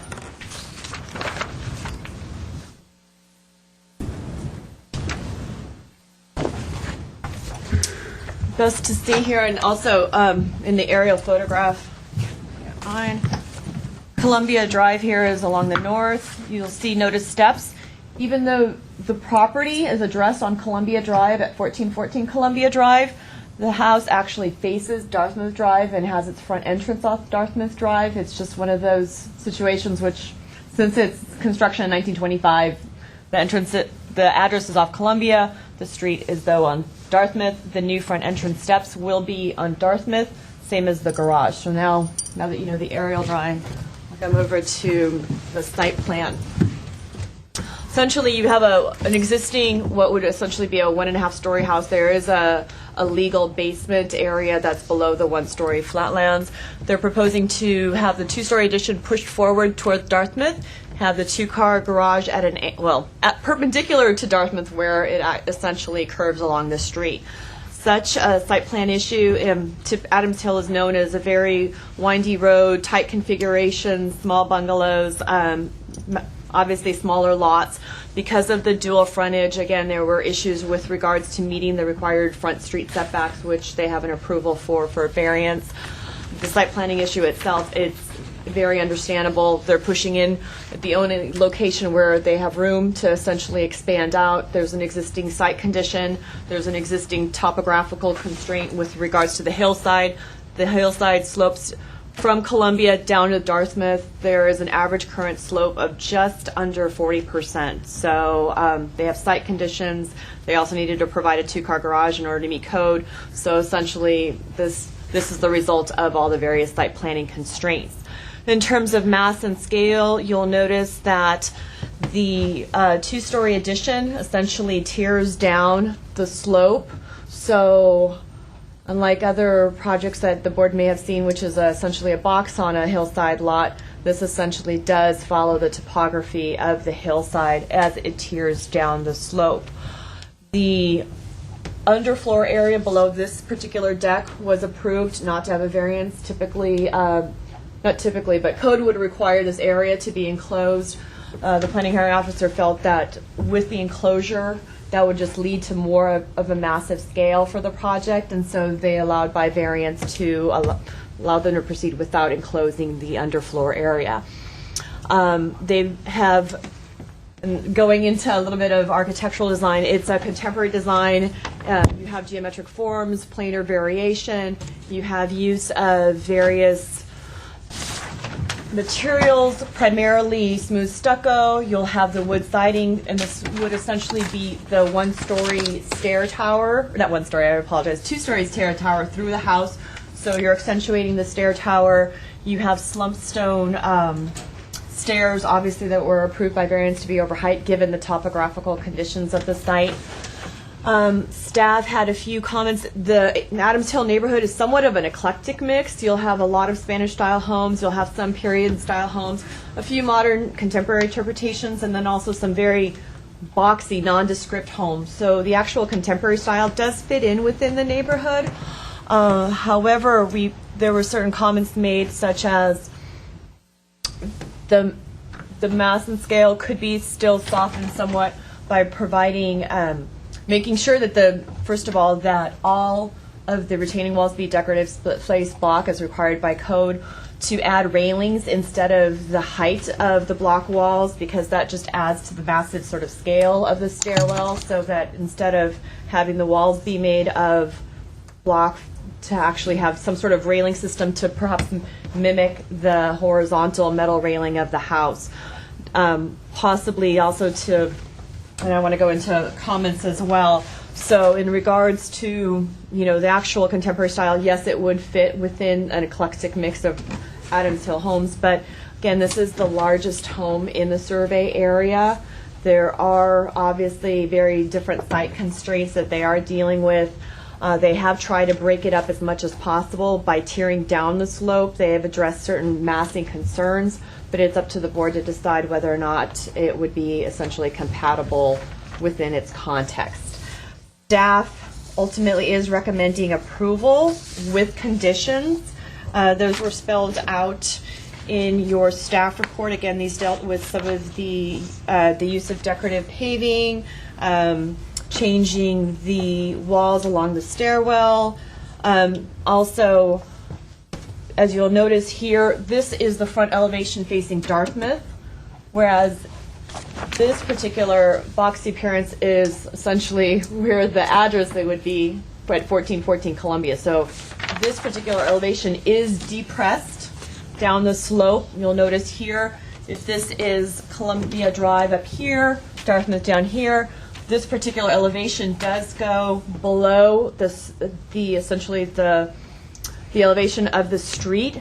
However, it's still somewhat, compared to the other 3 elevations, it's a very nondescript elevation, so their staff felt that there's opportunity to perhaps just at least enhance it a little to make it match more so the articulation of the other 3 facades. And if there are any questions, I'm available to answer them at this point in time. This photo, This particular perspective drawing? that's what, I'm trying to figure out where this is. Is this the stairwell? This is the stairwell. So this is the perspective drawing at this location So they're looking proposing upward. walls instead of railings at this point in time? Correct. In all of this, in this area. These colors are not correct. It's what's shown on here, right? The color and material board is essentially, these would be the accurate color and material boards. Obviously, with printers, there's always a little bit of nuance changes, but the color and material boards would be accurately reflective of proposed. Yes. I have a couple of questions. This is considered a remodel, not new construction? Yes, that's a good point. We worked extensively with the building department. They are maintaining a minimum of 50% of the exterior roof and walls of the existing structure. They went to great lengths and have a detailed plan that was included in your packet as to which elevations, what walls, what part of the roof is going to be maintained. By maintaining 50% of the exterior roof and walls, this is considered an addition and not new construction. Even though it totally changes the character of the house, there's no Spanish look again. The house is Correct. You can go ahead and totally different. remodel, Okay. yes. So, okay. Remodeling is not considered, remodeling exterior walls is not considered demolishing and starting Right. new, so. Okay. Now, on the site plan, it appears there's some retaining walls that are on the neighboring property. Yes, To do with that. that is a very difficult situation because the retaining walls, we don't know when they were constructed. They were obviously constructed without permits. The walls, some of which cannot be approved at this time. They are over different properties, and sometimes we strongly encourage the current owner to work with the adjacent properties in order to make sure that those items are addressed. But at this point, it is a civil matter between the two property owners. So we could basically approve a plan that is not legal because, or not because of a civil issue. It's built on the neighboring property. We could give it the city impromptu by saying that's okay from us? The city, right now, the design review board is looking at the project design itself. Right, but it's location on the site is part of that also. Location of the site is part of it. In regards to the retaining walls, the board cannot, essentially does not have the authority to grant, to Yeah, right. determine, legally require them to, one way or another, address the retaining walls. Even though, yes, I understand it is your purview, and that's. No, my concern is that we spent a lot of time on a project that can't be built because it's part of the plan has the building on the neighboring property. Correct. So maybe is a cart before the horse. Is that what my concern? There are no retaining walls at this point in time that are adjacent property owners. They're stairwells. Well, yeah, I mean, I'm looking at the plan here. That looks like a retaining wall, and that looks like a property line, and one's on the other side of it. So maybe I'm not reading plans right. Okay, this particular stair. See that wall? Yes. That particular stairwell is existing. I'm going to actually let Okay. Vicki Barbieri Gotcha. answer that. Okay. And I know that there was one issue where she does have an easement with one of the adjacent property owners to go over that. I believe that is that particular interior property line where there is going to be an easement recorded between the two property owners to allow that. So I'm going to let Vicki Barbieri So answer we'll that. make a mental note to Yes. ask Yeah, the applicant okay. about Correct. retaining walls encroaching Exactly. onto adjacent property. And that's a good point because unfortunately the previous property owner Yeah. That's why we left a like to follow legacy the to rules. deal with right now. So, Okay. okay. Any other Those are questions yours. in regards to actual code? How tall is that retaining wall in the front? You mean the existing retaining wall that's adjacent to the new garage? That Approximately. I would have to. I would need to go get my scale just to take a look and see. Eyeballing it, I would imagine around 8 to 9 feet. So that particular one is existing, and they are not touching that front retaining wall simply because if they were to touch that front retaining wall, the one, they'd lose the non-conforming rights, but two, it's essentially that's holding up the entire slope. That's previously holding up That's the this entire one slope. here? Yes, correct. Okay. That is that one that's adjacent to the garage. Okay.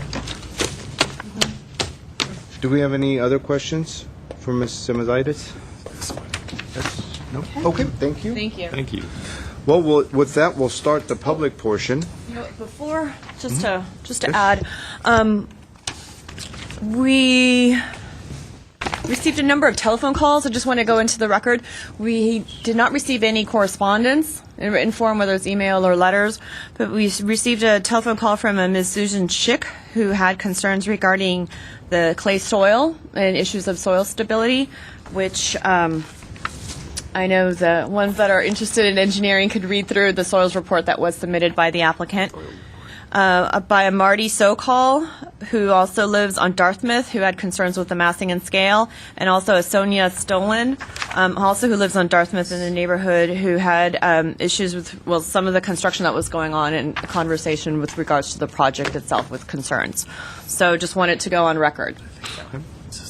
Thank you. Thank you. And as a backdrop, were some of these same individuals present at the variance hearings and whatnot as well? Actually, I'm looking. I'm looking towards the. We can't have cross communication. Sorry, we'll have. I'm sorry. There were a number of individuals actually who I spoke with before the planning hearing officer meeting. Many of their concerns dealt with the mass and scale, and at the time, in terms of the mass and scale, what was before them for planning hearing officer would essentially be the setbacks, whether or not they can build within the setbacks, whether or not the retaining walls that are proposed can be within the setbacks, the garage closer to the property line than what's permitted.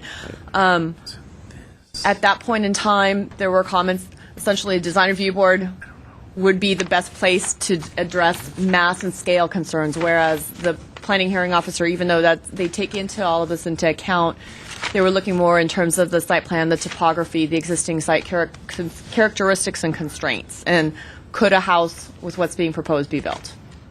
Thank you.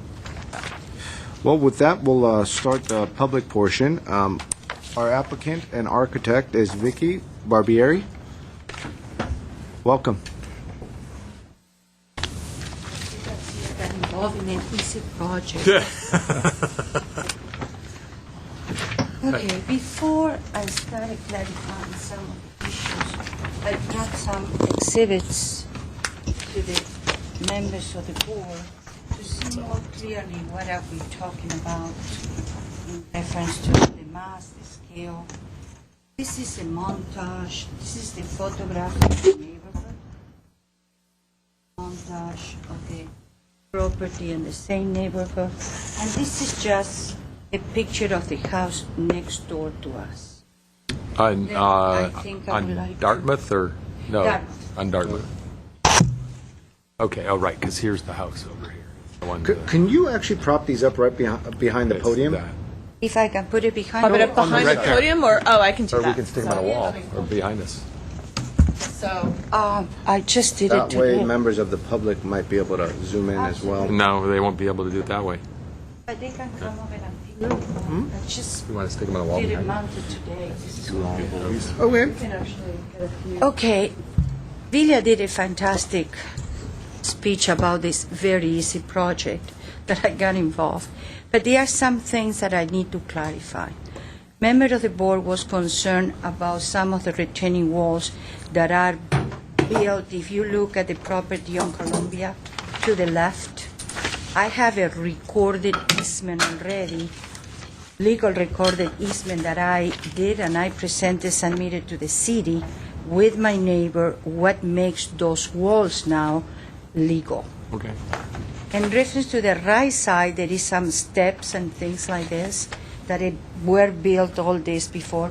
All that will be removed as a consequence of this project. Then all the legality has been taken care. In reference, in reality, I went out of my thought with explanation. If you would like to ask questions for me, I would like to answer them, and maybe I will come back. This has been a very difficult project. I'm proud. I would never do it again. It has been too much. I'm proud that I'm able to kind of resolve the issue of this property, who has been a situation for 10 years or more in that neighborhood.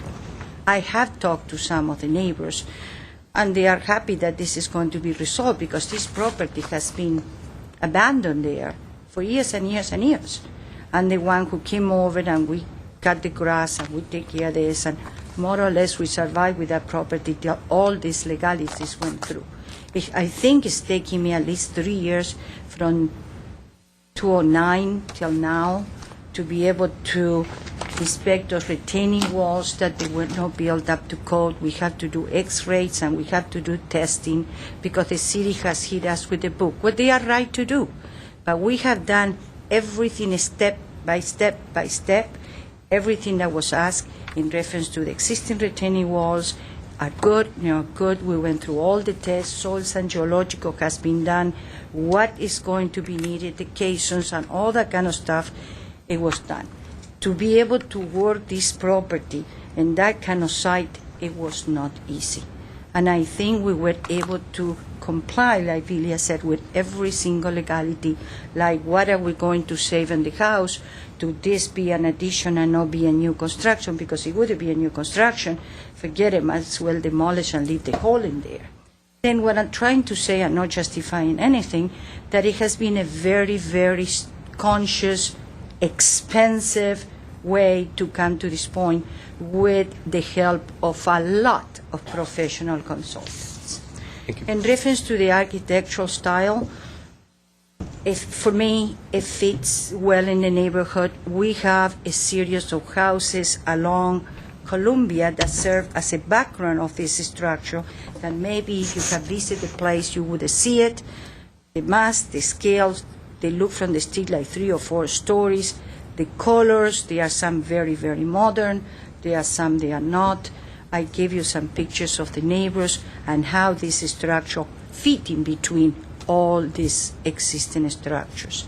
In reference to something that is very particular, it was a kind of talk, and I was very pushy, if I have to say, and apologizing to Vilia for that, is that I thought that because I have to build that garage, very costly garage, in that situation of the lot, I'm going to do it in a way that is going to have a concrete roof that has been all studied, where will we be able to recover the plant, the dirt, and the planting on top of it, to make it as less conspicuous as possible, and at the same time to recover the slope of the property and plant it.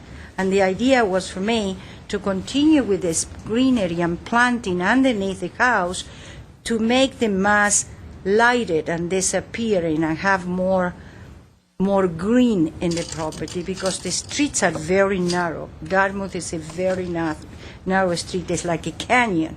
And I was trying to figure it out the way not to bring this property to the edge of the canyon. I think my light is on, and might be my time is on. I would like to leave my 3 minutes for later. I know that people must have different opinions, and I'm always open to receive it. I'm not the only one who has opinion. If it's something that I can do, I will do it. This is not the first part in this enormous task that I took and recover this property.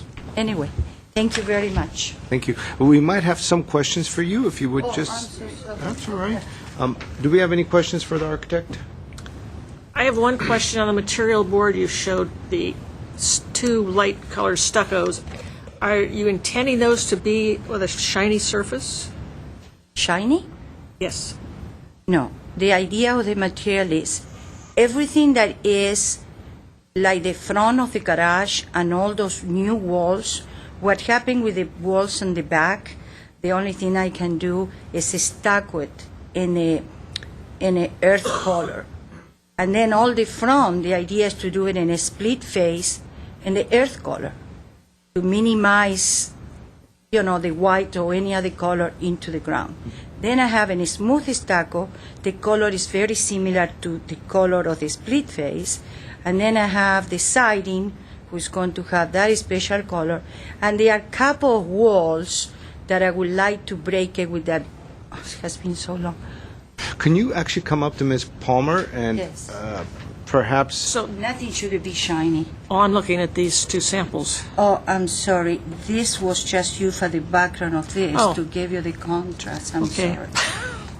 And then all the windows are going to be semi-commercial aluminum windows, but thick windows. there is a new line that they have, not the thin window, not the commercial, but they have a good one in the middle, very solid. This stucco is not to be shiny, right?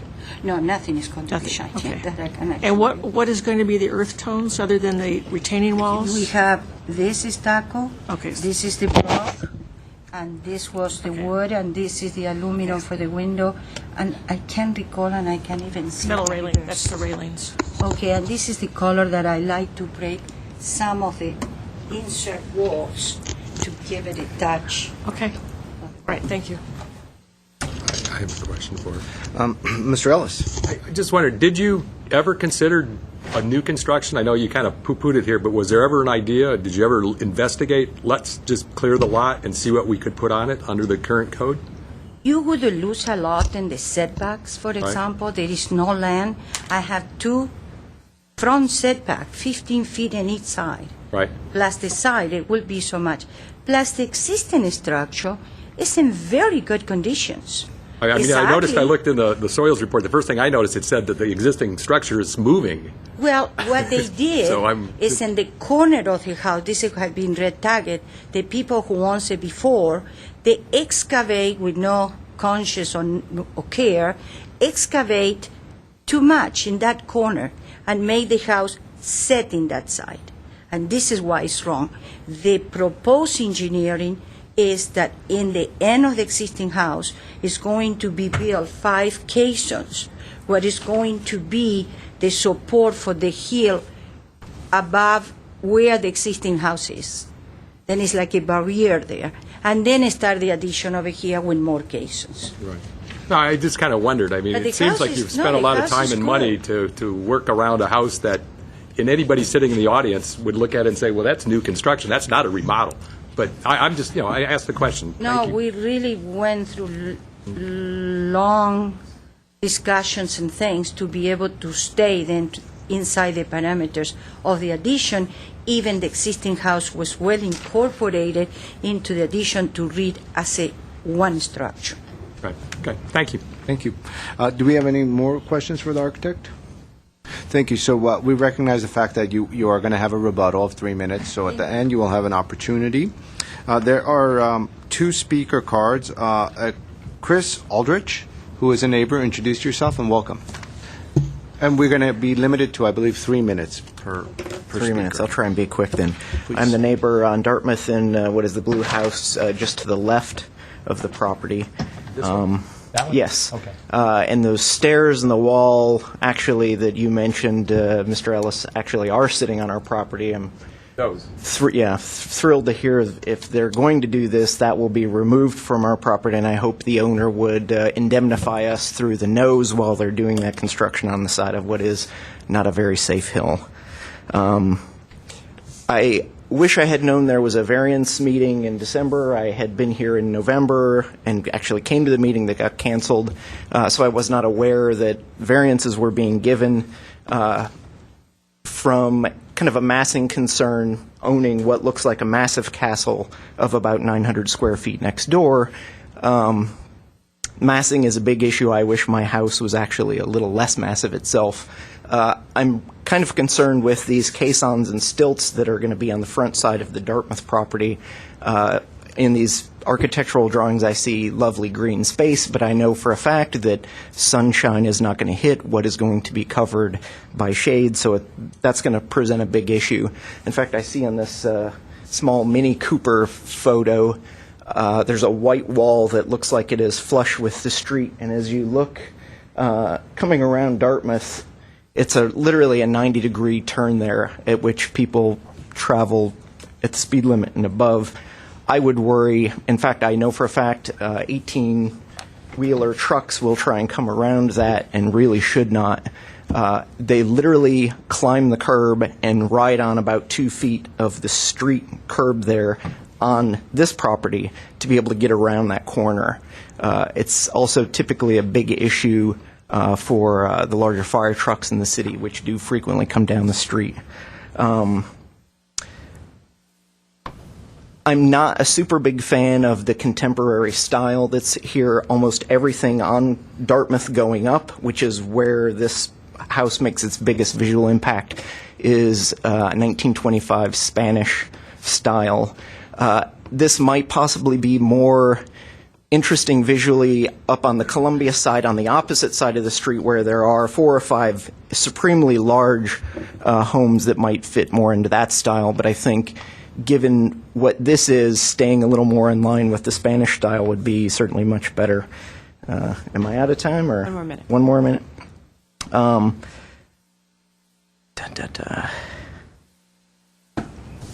Jeez, so much. I'm worried a little bit about the drainage of the property, specifically if it comes down to our side. We've terraced the front of our yard, and it's got lots of vegetation to hold that. So if drainage is going to be a huge issue coming off of that, I'm very concerned about the large walls on the front in what is this decking area. We bought the house 3 years ago, about 3 months after they bought the property, for land value only. We bought it as a view home to have a lovely view of the valley and the city. Some of these large walls and what is, I would call that large stairwell going up, a large tower essentially blocks our view and throws things off. I'm happy to submit 3 more pages of commentary on what's going on here, but I appreciate the time. Thank you. Questions? Thank you. You want to submit? Yeah, I'll scribble something up. I see. Sheet that shows all the different houses 10 more minutes. down the street. Next speaker is Claire Collins. Welcome. Hi, thank you. My family owns the house on the other side, which you can see, that's it, in fact. We've owned it for generations upon generations. Sorry. Sorry. Your name for the record, Claire Collins. Thank you. Claire Hervey Collins. My brother is right there, and he actually lives in the house right now. It's at 1401 Dartmouth. 1414 Columbia has been an eyesore and a danger for years, and we're happy that a quality development is planned. It looks like it's been really well thought out, and I really appreciated the architect's comments because this is something that I think will add to the community. And as my brother says, it looks kind of cool. And so everybody has a different opinion on design, but our opinion is we like the design a lot, and we think it'll improve values and really improve the quality of that property, which right now looks like it's had a landslide and just been, it looks like it's been a red tagged property. The one concern we really do have is a concern about privacy. As you can see in the current photo, that's all basically just hillside right now, and there's just a staircase going down from the front door. What's planned, it appears to have several decks and outdoor areas that will look directly over onto the terraced patios and lawns that my brother spends most of his time on, quite frankly. And so the big issue we really have right now is visual screening. And I can't tell from the plans that there really is any provision for any kind of visual screen at this time. And so our one request would be for the Design Review Board to consider some design element that would at least create some measure of privacy given this new, kind of more forbidding structure. Thank you. May I ask you one question? Yes, sir. You're the property owner that has the invading wall, and is that? I believe they're actually behind us. Oh, they're behind you. Okay. Yeah. You're down below. We're down. Okay. We're down on the Dartmouth side. I got you. And it's up on the house behind you. I Okay. believe so. And actually, it would be really helpful if we could have the property line staked, because of this landslide. I hate if that's. I'm not a geotechnical specialist, but because of the sloping, it would be really helpful to know where that PL is. It appears that there's been a survey, but there wasn't any stakes or marks left on it. We didn't Okay. view any. Again, it's a very steep hill, as you've Yeah. heard. There's 42 steps to our front door. I wonder how many there are to the front door of this home. All right. Thank you. Keeps it in good shape. Is there anybody else in the audience that'd like to discuss? You got. Yes, come on up. No, there's actually a speaker. If you would, just hand the card over to staff and introduce yourself. Oh, thank you. I'll take it. Or you. Thank you. Hi, I wasn't really planning to speak, so you'll excuse me if I don't have really thought out proposal here. I'm sorry, my name is Marty Sokol. I live at 1333 Dartmouth Drive, which is the corner of Dartmouth and Cambridge. Down to the, The right? To the right. It's that where the pool is right there? oh, this house. That's correct. Gotcha. I'm certainly sympathetic to the builder, and I respect anyone with the property that wants to better our community. My main concern, aside from the fact that Adams Hill, as you probably know, is a very quiet, tranquil area. So anytime there hasn't been, I've lived there for well over a decade. I've owned my house. I don't think there's been any construction except for a little bit further down. My main concern, however, is the turn of Dartmouth Drive, where they're putting in that driveway. It is got to be the most perilous corner in all of Glendale, if not certainly Adams Hill. And there's no exaggeration when day and night there's just people zipping around that corner. And just yesterday, we had to have a fire truck come down because the neighbor's house on the other side of the street, the palm tree fell on the house and onto the electric line. At least we thought it was the electric line. It was only cable.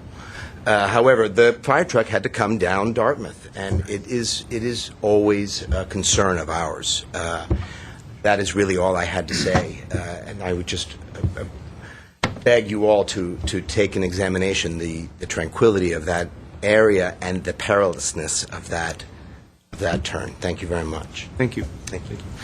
Is there anybody else in the audience that would like to speak on this case? Okay. Ms. Barbieri, would you like to use your 3-minute rebuttal? Yes, I will talk very fast. In reference to the situation of what the streets are and the narrowness and the fire trucks and the people that they speed, unfortunately, it's nothing I can do. In reference to the people who speed, maybe the city can put bumpers or something like that, because everybody talk about the speeding. I didn't know. I want to tell the neighborhood that I live in Adams Hills, just across this, and I really do appreciate the quiet and the silence and the birds. In reference to, I didn't understand what is your house. On the other side. No, I'm talking to the lady. We're on the other side. In reference to the view, I can't control the view that is just below us. One of the things that I can control is whatever windows I have on the sides to my neighbors, and I was very conscious, and I don't have really windows to the side. The only window that I have is a window to a bathroom, and a small window to a very small bedroom, and over this side, way above, is a window to a dining room. And all the rest, the windows are to the front. In reference to the terrace, if I can put something in it, even today, without no construction on your terrace, you step in the house and you can see all the houses below. I can see the neighbor who has the swimming pool, the barbecue in summer that I feel to invite myself. Even as it is now, it's all a nude, let's put a nude view of what happened below. I see you, I see everybody, even now. Then doesn't exist really the difference, or maybe the difference is better because I'm so advanced and high that I won't be able to see down even if I bend like this. In reality, I'm going to see over the roof now. At this moment, I'm so behind that I can see everything that is below. Anyway, it's too much, not much. I would like to know what is, sir, your house, because I couldn't understand it. We can't have cross-communication because the I'm meeting sorry, is I being just recorded. need You to guys know could what is talk it. afterwards. That's obviously... That house. This is Barbie area. Oh, I'm that sorry. house. Wrong one. This house. Right? To the left. To the left. Right there. Is this the house? To the left of me? Dartmouth, or to the right? You are the guy with the terraces? Yes. Okay. I just would like to know that I was thinking about you when I designed this. You have to speak into the microphone, please. I'm sorry. One of the things is I didn't put no windows looking over your property exactly in purpose to preserve the privacy of your beautiful, deck. And one of the things that I thought that instead to build that enormous wall that I could do it against you, I just let it open with those piles that you don't like, just to continue the topography in between you and me and continue the greenery in here and don't put you a 5 foot next to you, just let it slide below this house. Well, in reference to construction and drainage. And we got to wrap it up. I will have to tell you that everything will be done. The city will control everything that I do and don't do. And ecological and everything is done, it will be done by code. Thank you, sir. Thank you. Thank you. Do we have any questions for the architect? No? With that, I'll close the public portion. Mr. Insua, do you want to start us off? I'll be relatively brief. I think the design is really, really good. We often see designs, especially in challenging properties, which are really, really bad. And just because you see a really, really good one and you see 99 really, really bad ones doesn't mean that you need to approve one without putting a little bit of thought through it and looking at all the different aspects of it. Having said that, I think that the architect has done a really, really good job to introduce a contemporary home of a high-quality design, massing, undulation, setbacks, angles, even introducing something that's very challenging on a hillside, uphill property to get a garage in. Often, because of the slope angle, you can't get a garage there. But they've gone out of their way to dig into the hillside and engineer and put a concrete bunker, if you will, for the garage, and I think that's good. It is a 90-degree turn there, and pulling out and trying to put even a cute mini in there is going to be challenging, but everyone, I think, who lives in this community recognizes that when you're pulling out of your driveway, it's not a normal home. You have to take extra care. This is design review, not in traffic. So having said that, I think the design is excellent. I think that what you have at this time and introducing something like this is really going to improve the character of the neighborhood. If there's one thing I've learned from being on this board for about 10 years is that compatibility is not necessarily architectural exactness, matching your adjacent homes. It's based upon proportion, scale, mass, adjacencies, all those complicated things that you can't really write down until you execute it. And one thing for sure is good quality architecture can live and coexist with period homes. And I think this does it well. With respect to the variance, often when I hear variances, I often think about, they're doing something that they shouldn't do in that neighborhood, so they're getting a variance and just don't want to follow the rules.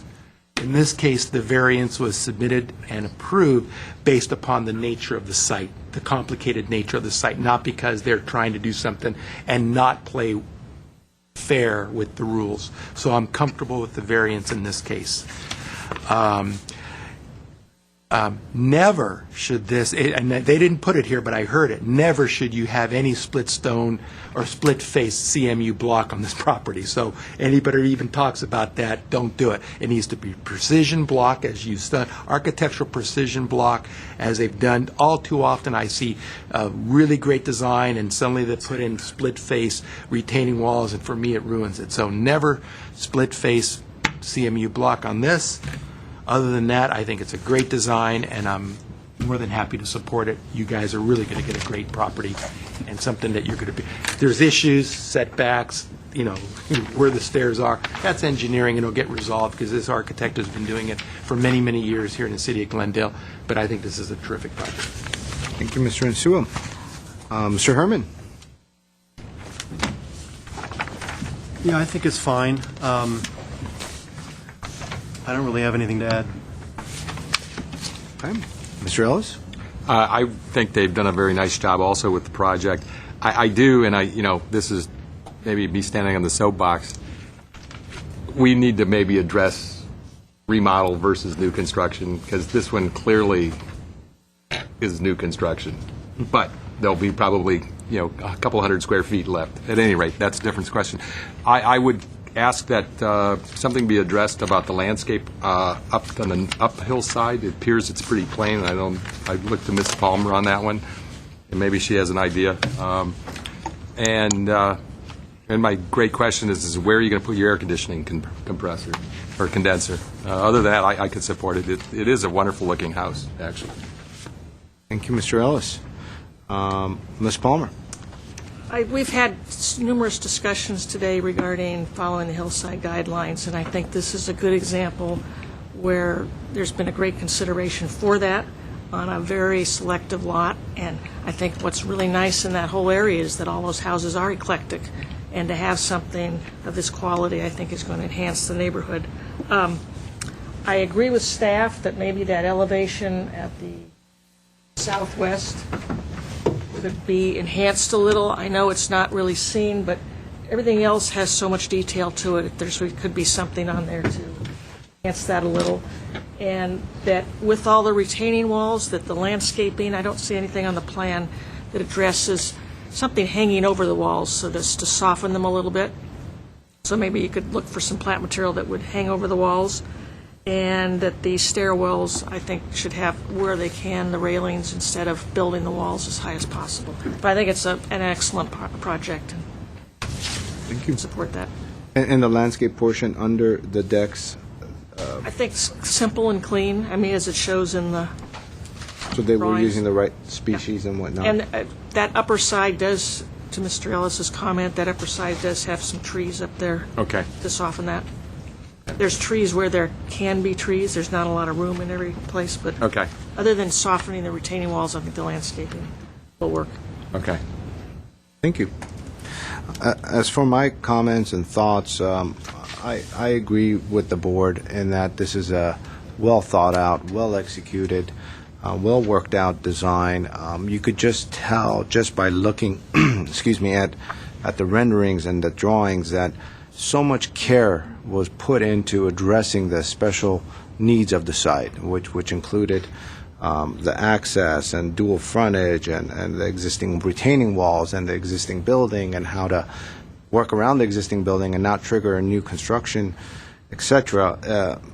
We as architects really understand what you went through, and I think the end result is commendable. It's really a wonderful design. I hope that last builder would have stuck around to see a good example of hillside architecture, and I think it just goes to say that the hillside guidelines are there as exactly what it is. It's a guideline. It's a template. It's to help you understand what the special needs of a hillside area are, and this in itself is such a unique way or interpretation of the guidelines, the way it's terraced, the way the massing is broken up, the way different materials coexist with one another, the way form follows function. Everything about it is so unique, but it's done well, and as such, it's getting high praises by this board, and my hat off to you. You did a wonderful job. I support the project as well, and so I'd like to very quickly discuss the conditions that Yes. we have so far. Okay. Now, staff had 4 recommended conditions. One was to provide decorative paving for the new driveway. That's essentially a code requirement, so staff just wanted to reiterate that. But decorative, never stamped concrete. Well, no, if you want pavers, then it would be up to the board to... No. Leave it up to the Yeah, leave it up to the architect Okay. to work out something decorative, It's that just not decorative. that stamped terrible stuff. Okay, so not stamped concrete. Yes. Okay, so we will make note of that, not stamped concrete. 2 would be to utilize stone, textured poured concrete, or textured decorative colored masonry block with colored grout where grout is used to blend with the color of the natural hillside for all new retaining walls. I think that was addressed a bit by Mr. Insua Yeah, that earlier. addresses the architectural slum stone that I'm you... not a fan of that. I mean, I think that this house Actually, speaks Go ahead. well, and forgive me, this is a code requirement that it either be stone, textured poured concrete, or textured decorative colored masonry block in the R1R zone. So if the board has an alternative, I'm sure we I don't can. think textured decorative colored masonry block is inconsistent with the block that was discussed, which is The This is the architectural, you're talking about the architecture, forgive me. I think we'll find a way to interpret this, that. for this style of house, to use a smooth And face that's fine. block. It's just not split face. It won't be Yeah, split face. We'll definitely work We it will out. make sure And we're it's not very split happy face. here. Okay. So not split face. Third was to use metal railing for the stairwell to reduce the appearance and massing of the block walls. I think there's support for that. Okay. Fourth was to introduce some level of articulation, additional windows and/or varied cladding treatment to the Columbia Drive elevation, the elevation that Ms. Palmer spoke to. Very little, just Just very little, just something. something. And then the comment that we heard was to introduce landscaping to hang over the retaining walls to soften them. You do want it. Is there a preference for hanging over versus, because that would introduce planter boxes along the top, or climbing vines No, to go up? Material that would, as it grew, would grow over the top, as opposed to, I think it has some tufted grass and some vertical stuff I there. see. So we don't want to enhance the height. Okay, Or so soften to the hang edge. over. Got it. Morning Okay. glories are pretty endemic down on Adams Hill. I mean, That's on the not. all right. Those would be the comments that staff heard. Very good. So with Could we those, entertain a motion with those conditions? Can I make one, and I'm sorry, I wanted to make one other comment in it. In the drawing on A2 with the Porsche parked in the driveway, the variance is for a 7-foot 9-inch driveway. The Porsche is 14 foot 7 inches long, so about 6 feet of that's going to be out in the, That fire truck comes by. it'll be out, it'll take it off the back. A half a portion. A half a Porsche is Parked in the street sideways. still. Okay. I would All move to motion? approve based on the I have a comments. motion by Board Member Palmer. Is there a second? I'll second. Board Member Ellis, roll call. Board Member Ellis. Yes. Board Member Herman. Yes. Board Member Insua. Yes. Board Member Palmer. Yes. Chair Simonian. Yes. Motion passes to approve with conditions, 5-0. Based on the tone of the board's comments, should we include this in our Think good so. project book? I was just going to say that. And we're going to take a quick 2-minute recess while staff gets ready for the next case, which is the final case. Oh, we're ready. Up to you. We're ready to tackle it. So.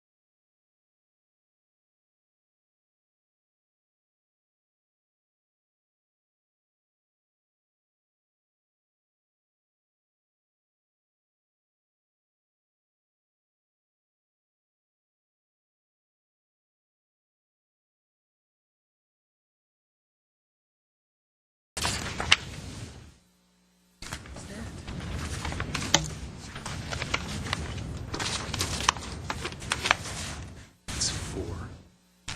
It's right here.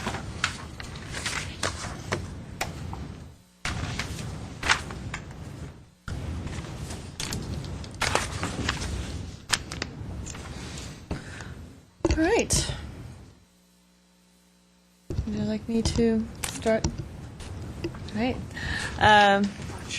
The last item on tonight's agenda is case number 1-PDR-13035552. The project is located at 311 Kempton Road. The applicant is Brian Hart and the owner is Betty Balian. The project consists of demolishing the existing single-family residential dwelling and constructing a new 4,630 square foot, one-story residence with an attached three-car garage on an existing approximately 26,000 square foot lot zoned R1. This is a first-time submittal for final review.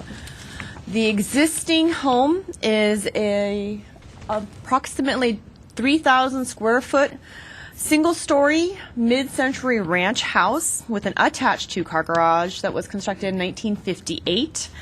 The pad is located, and forgive me, I'm going to step up because it's probably easier if I just notice it.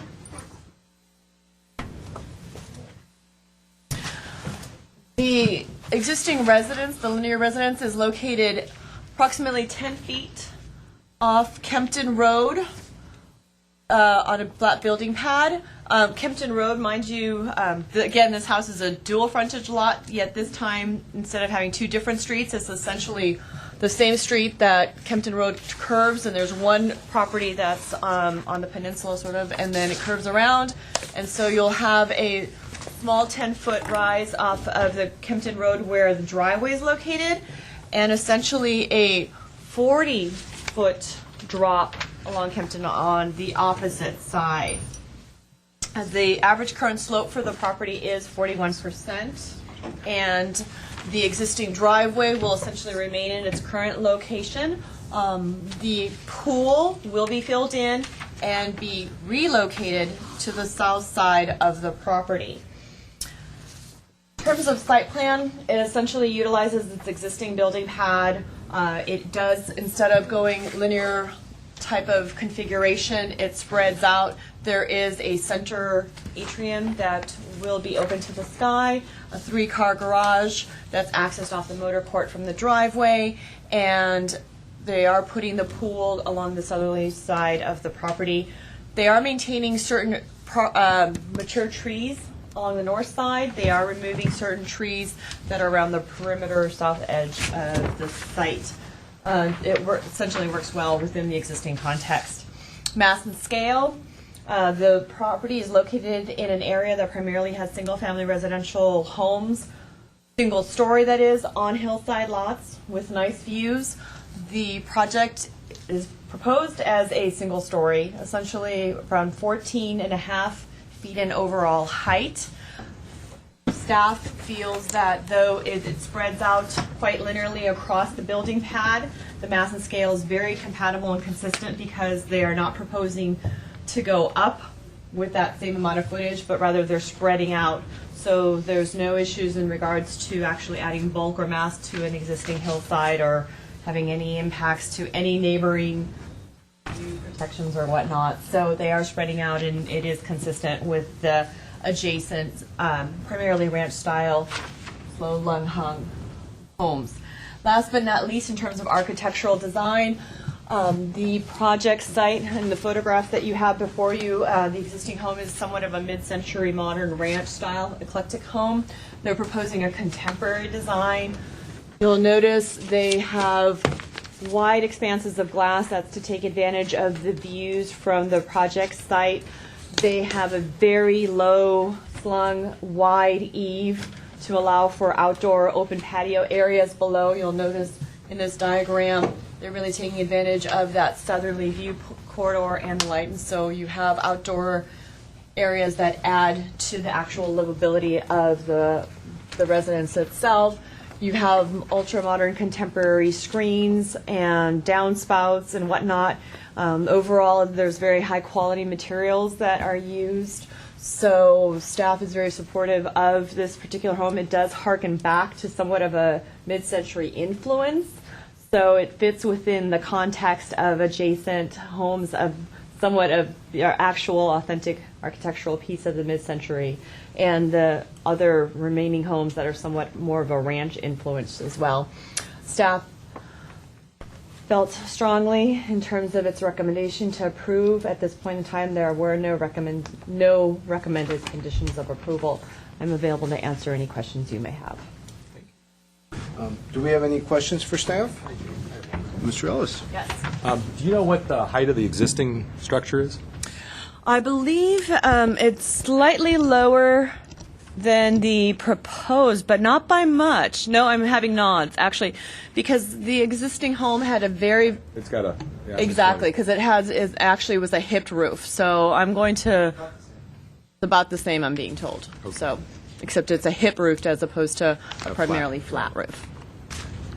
And do you know what the roofing material is proposed roofing material? The proposed roofing material is the gravel, and forgive me, it's Okay. on the material board is actually believe the last sheet Oh, yeah, I of got the you. Built plan up packet. with gray gravel surface. It's the Got gray you. gravel Okay. surface, correct. So, which would be a very typical roofing material for mid-century contemporary homes. Thank you. Should be noted that I actually went on a site visit, and the neighbor to the north was kind enough to allow me to be invited into his home to take a look at the project site. This would be the neighbor to the north. And also to point out that not only is the project site sited somewhat on a knoll from Kempton, the site itself steps up. Essentially, I'm going to go ahead and use this cross-section drawing. The property, flat building pad, so the two neighbors, the one to the north actually has a building pad approximately 22 feet higher. So he's situated on a building pad above, and he recently had his home approved for a two-story project. And then the neighbor to the south on the lower building pad that Kempton wraps around is actually situated approximately 10 or so feet below. So you have this staggered sloped effect. So the building pad itself is on a knoll on Kempton, and then it staggers down as it tears down the hillside. The building pad, that is. So. In this one colored picture to your right behind you? Yes. That's the adjoining house to the right there? No, this is not. This is just a conceptual type of format right now. Concepting something that's not on the property. That's not on the property, correct. Okay. You'll notice here. Yeah, it didn't look like that. No, That's why I wanted to- actually, right now, this is their property, and they were recently approved for a two-story. Correct. So they're going up 2 stories. They're going up 2 stories. Okay. Thank you. And this is the home, obviously, that sits down below. Thank you. Thank you.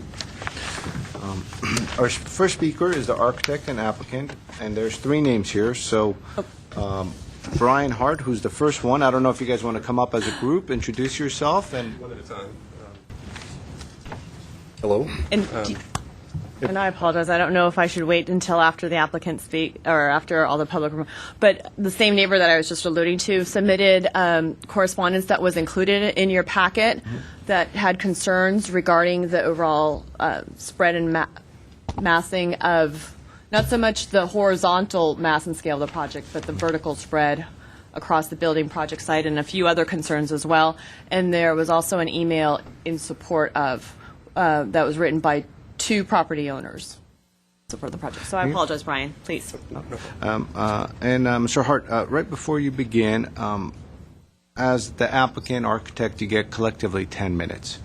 You could choose to utilize that as one person or as all 3 collectively. Got it. And then if you choose to have a 3-minute rebuttal at the end, you're so inclined to do as well. So with that, introduce yourself and take it away. Thank you for having us today. I am Brian Hart, the applicant.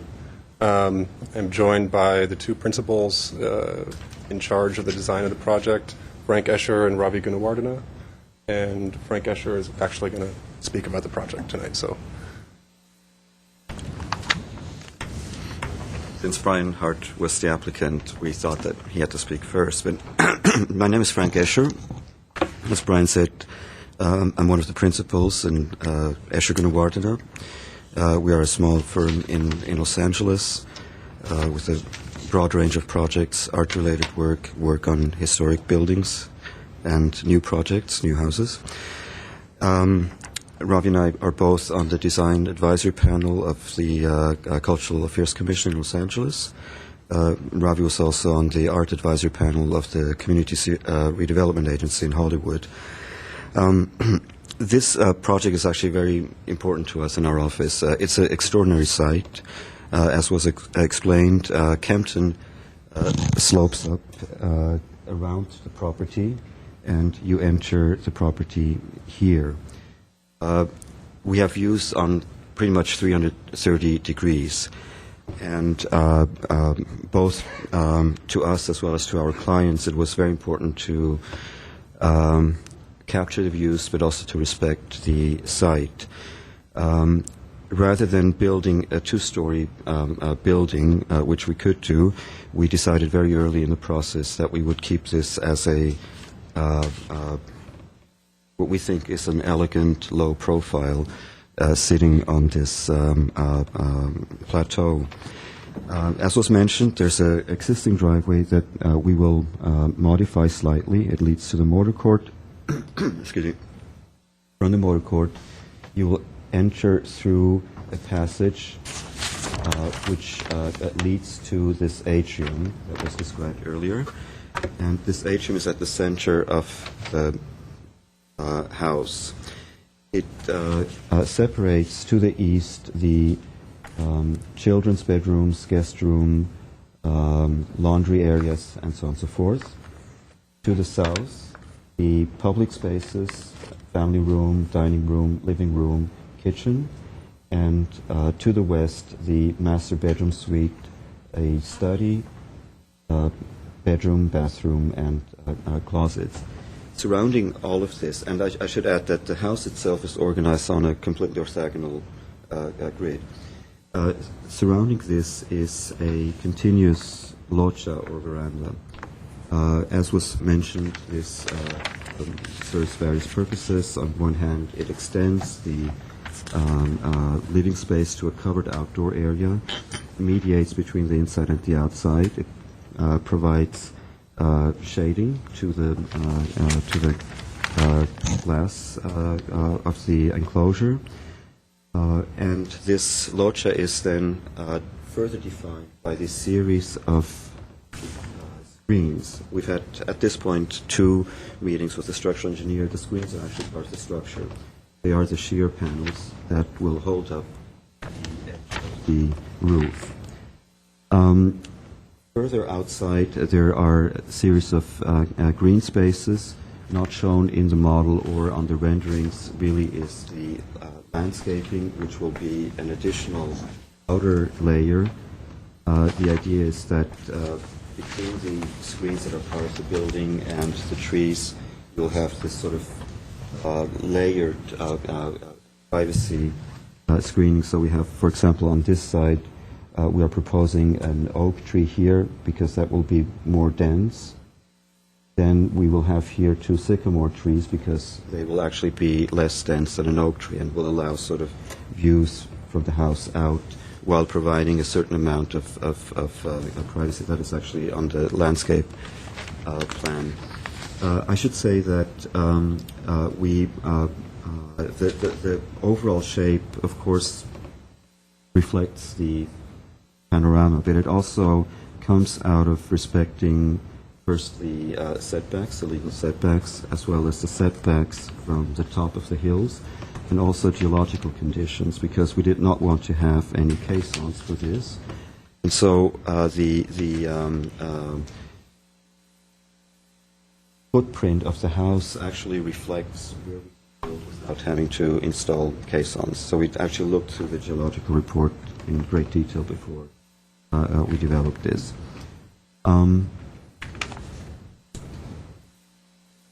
There was a question earlier about a water element that was actually mentioned in the introduction. On the south side, we are proposing a, it's not shown in the model, and part of the I mean, Tom? Part of the outdoor areas will be barbecue area, outdoor. Well, thank you for the presentation. Do we have any questions for the architect?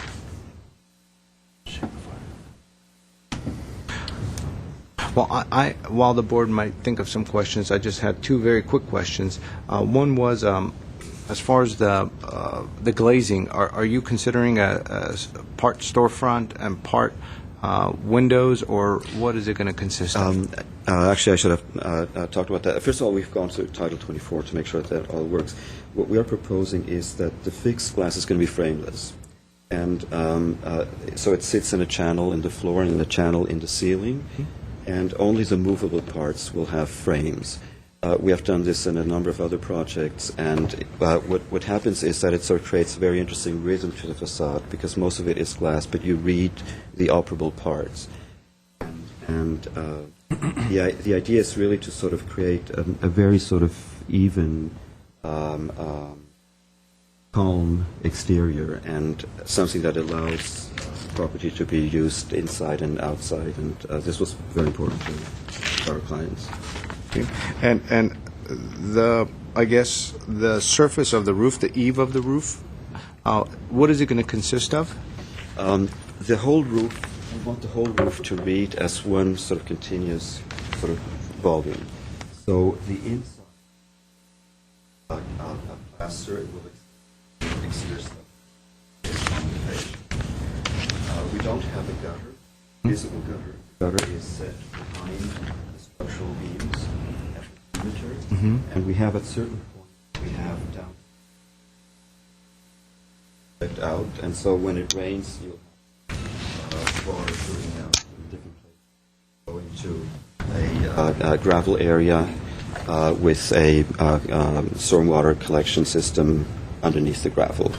But this is also something we have done in other projects before, simply to absolutely simplify to keep it clean as absolutely.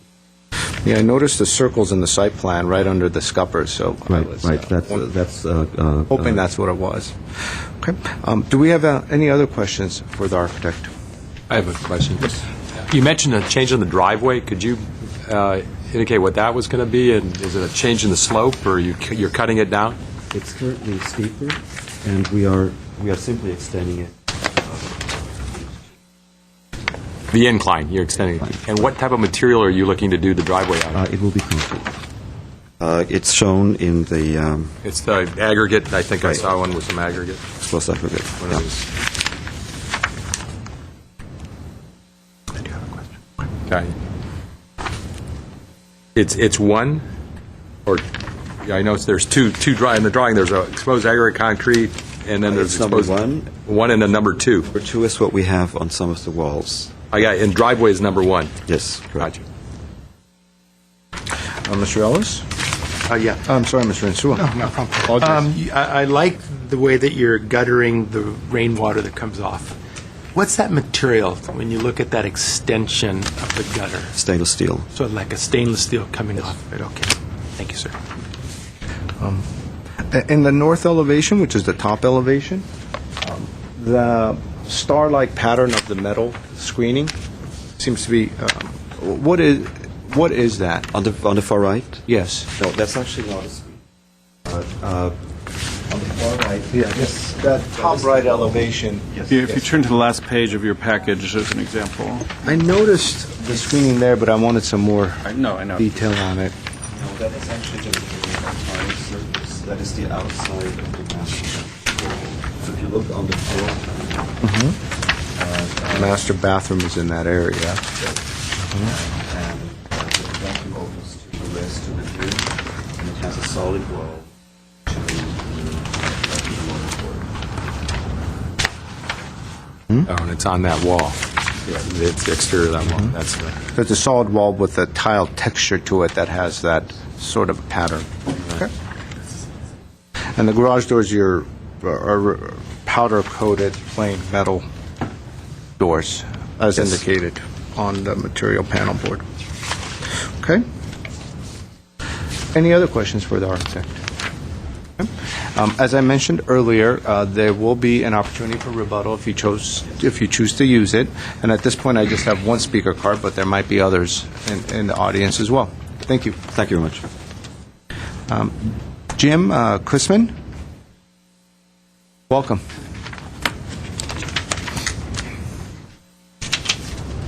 My name's Jim Kussman. I live at 400 Kempton Road, which is down the hill, around the corner. And I've most likely come to the wrong place with this, but this is a spectacular design. I've been by the lot. I've seen the tape. I mean, this would be an entirely different deal for me if it was a two-story house, because that would be crazy. But this is a spectacular deal on top of that hill. My concern is the excavation of the 978 yards of dirt, the demolition, and the chaos it's going to cause on my street. And I accept that. I mean, it's going to happen. I just hope there's some mitigation for the dust and the trucks going up and down the hill. I don't know how I'm most likely in the wrong spot to talk about that, but I hope it doesn't happen. It's a little narrow street. There's only one way for all this to take place. The going over the backside is not going to be good because it gets into bigger neighborhood areas. But going around the corner anyway. That's all and the other thing is I really like to come to the housewarming. Because this is going to be spectacular. I've been in the house that's there, and it's spectacular now. But this is going to be off the chart. Thank you for your time. Right on. And we'll address some of your... I don't know if that's something you do here, but it's just a concern in the neighborhood. We can't have cross-communication, Yeah. Right. but we did hear you. There are strict rules and codes as far as what the city will basically make the builder go by, which includes certain hours, which includes basically stipulation as to where the truck should be staged, how often the trucks could come up, how many times a truck could come up in a certain day, and what days of the week those will be operational. So that will all be part of the HALRA report, which we'll get worked in with the engineering. So you could work with staff and get all that information. Vilya will help you with that. Actually, yes, there was actually a telephone call from a Ms. Noreen Kacharian, who lives at 308 Kempton Road, and she also mentioned the same concerns with regards to the dust and the truck haul routes and the added construction, in terms of the narrowness of the street, construction trucks, parking on the street and whatnot. And I would encourage all the neighbors to call me if in the case of issues. Not that we would be, we would try to work with the Public Works Department, because ultimately the Public Works Engineering and Traffic and Transportation established the truck haul routes as well. And there are best management practices in regards to excavation and demolition and whatnot. So I'd be more than happy to take any telephone calls meanwhile. So You want to give us your home number? I would keep my home number private, but they're welcome to call me directly at my line at 818-937-8154. So with that said. Thank you. Are there others in the audience that would like to speak on this case that have not turned in their speaker cards? If so, come on up. And if you've had a chance to fill out the card, hand it to staff if you would. If not, or to me. And if not, you could do it right after speaking. Thank you. Good evening. My name is Albert Agakani. I live at 297 Campton Road, next door neighbor to the north of subject property. We would like to share our support for this project with the following comments and concern. They're showing on the plan proposed building height 14 feet. However, on the elevation, it is 14.6. Please consider to keep it at maximum 14 feet. Additionally, I wish they could grade or excavate it of 1 feet to 1 feet 6 inches of earth from their building pad to further lower the house, since they have a large volume of roof area, which we had to do so. We are excavating actually about 2.5 feet from our building pad. On their sheet 1 topo survey map, they are showing our pad at 186 feet elevation, but that will be lower about 2.5 feet. They have about 7,200 square feet of roof area. I wish there was any way they could reduce the roof volume or reduce the overhang. They have a large overhang, so many areas. I have no problem with the building square feet. The roof may not be visible as much from Campton Road, however, it's directly facing our backyard. The roof material, I really don't know what kind of roof material they're using. If it's some kind of rock or asphalt material, I wish they could change it to a higher quality. I'm not an expert.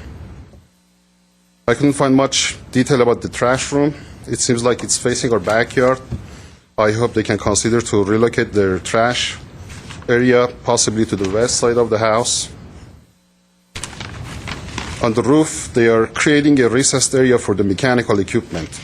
And I'm not so sure if they're allowed to do so. If they are, please consider to cover the mechanical equipment with some kind of the decorative material. And I don't think they're showing that on the mock-up. It seems like they're trying to use aluminum door and window. If that's compatible with the board, I have no problem. Or I wish they could use a higher quality. Please consider this. This applies to my case. A building height survey shall be prepared. A person licensed to prepare land survey prior to the completion of the framing stage to verify the maximum building height is 14 feet as courtyard of their plan. And I just noticed that the project architect mentioned that they're going to plant some kind of oak trees. I want to make sure, I like to see how tall they're going to get, and they're not going to obstruct our view. And I hope you consider our concern. We were in the same position before and had to compromise a lot to get our approval from our house. We hope they can accomplish their approval with some minor adjustments. Thank you so much. Thank you. Just in time. Just one question. You got approved for a two-story house on your lot? Yes. Okay, thank you. Thank you. Just to address one issue, yes, unfortunately, your packets still have a roof plan that shows the mechanical equipment, which is not permitted on single-family homes for rooftop-mounted equipment.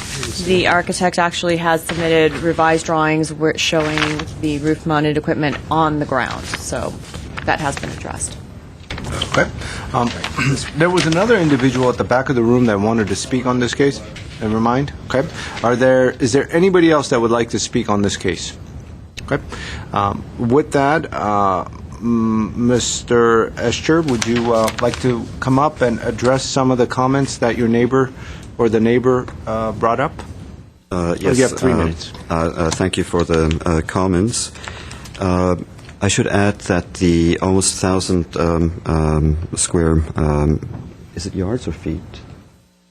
Yards of dirt. It has to do with the fact that the soils engineer is recommending that this area gets removed and graded, and this is what is causing this relatively large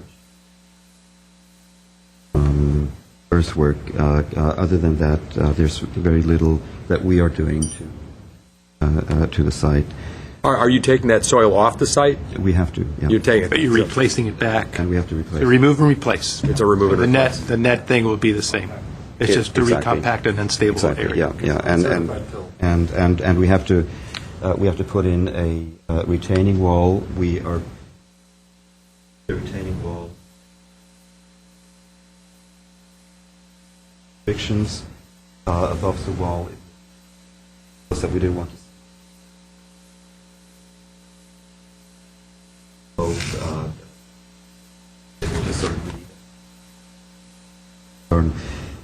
The air conditioning, we originally wanted to, well, it was not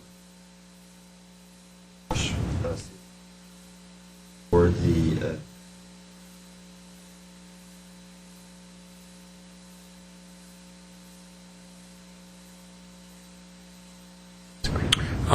Two quick questions. The retaining wall along the driveway, is that changing? Yes, it is. You maybe address the neighbor had a concern about that. I should add that this hill here is not on our client's property. So we have to put in, per geological report, we have to put in a new wall here, which is going to be 2.5 feet tall. Sticks out of the ground 3 feet. 3 feet. Debris. We can't have cross communication, but what we're hearing is a 3-foot wall. Yes, yeah. And it's basically at the foot of this slope, and to make sure that any debris that falls Right. is called into the motor. And then the last question was the trash enclosure. Any consideration on other possible alternatives? Or Well, I mean, we have moved it to here. We are not required to have an enclosure there. We could just park the trash bins. We think it's better to have an enclosure. But we'd encourage you to put them in your garage if you're instead of leaving them on the driveway. Well, would be this. But you're right. I don't believe there's a code on the wall. We thought about the garage. It's an issue with smells. So that's why we are putting it there. It will be secured. We know there's a possibility of animals getting in there, but we have to put the trash somewhere. Sure. Okay. Those are my questions. Thank you. Any more questions for the architect? Yep. Thank you. Thank you. I have a staff question before you close this, maybe. Okay. On an earlier project, there was a discussion about the turning radius into a garage, and we couldn't turn the garage on that one because they needed somewhere around 25 foot. 25 foot. If I looked at the measurements right on here, they don't appear to have 25 foot, and I'm just wondering if I'm reading it wrong or if there's a different code working on the hillside. It should be 25 feet. Yeah, look, they've got 25 here. It'd be 25 face feet. of There the might be garage. to the face of the overhang. Well, There's a- yeah, no, because I measured off the setbacks as 10, 11. No, right here, look. All right, but You then want when to you measure went from the face of the well, garage I went to this one, it said 7, 8. So It's that's what I'm. That's to the grid line. And that's 1811, not 1011. It's 18. I'm sorry. My eyes are doing the same thing to me, but young Rather just said it's Oh, the setback is not 10, 11. It's 18, 11. Yeah. Oh, the young guy could see that. Right. Classic. Yeah. All right. No, thank you. That was my question. You answered it. Good job, yes, Robert. they do have the 25-foot Okay. backup space as required by code. That 10 was what was throwing me. Those extra 8 feet. I was trying to figure out where they went. Right. Okay. Thank you. Okay. Well, with that, we're going to close the public portion. Mr. Insua, you want to start us off again? Sure. I think it's executed well. One of the interesting things about contemporary architecture, it's so new that it has the opportunity for a lot of comments and second guessing and then opinions and all that other stuff, which I won't say because I don't have that right. It's a contemporary architecture where the architect wants it a certain way and it conforms, and I will support it. I think it's done well. Ms. Palmer? I like it. I think the way it's been executed, it affords them views completely around the area. It's one story. I do have a comment. Architect commented that they wanted to look through the trees and have a filtering effect. The sycamores that he was pointing to in the drawings, they're on the pad level, and in the landscape plan, they're down the slope. So whichever way you want it, I'm just pointing out they're down the slope and you won't have the trunks to look through. And that I would increase the sizes of the sycamores on the side to 24-inch box, and the arbutus and coffee berries to 5 gallons, because they have a lot of 1-gallon plants. But in general, I think it's well done. Mr. Herman? I would just say, what's not to like? I think it's fantastic. I think they've done a great job. It's very elegant, very modest. Terrific. Yeah, I could certainly support it, too. I'd like to be invited to the housewarming party also. One quick question was, we've talked a lot about permeable driveways and other ways to break up a poured concrete driveway, and I noticed in this one it just seems to be it's an aggregate driveway. Was there any discussion on those two issues, or at least? If the board so chooses to assume that an aggregate driveway is consistent with the architectural style of the house in terms of being a decorative driveway for this particular architectural style, I believe it's something that we can go ahead and There's approve. also the decorative score lines, and I don't know if this is possible, but that could be an opportunity to introduce Correct. a permeable moment at each of those lines for the slope the water falling. I would just going down the maybe slope. ask for the portion between the gate to the street, the public view portion of the driveway, rather than just I mean, the aggregate looks to me poured concrete, and I know on other projects, we've always said, no, you got to do something with their driveway in the public right-of-way. I definitely would not put interlocking paper. No, that wasn't where I was going either. I'm just, I think what's shown is really nice. okay. I'm done. Thank you, Mr. Ellis.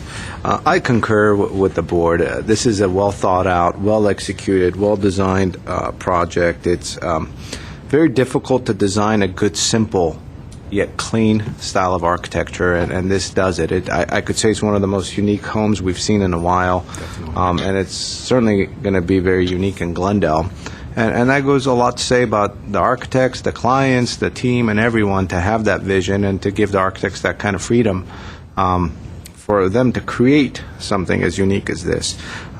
You have a unique site, and what I mean by that is a 330-degree view, and why not use it as an opportunity to have a 21st century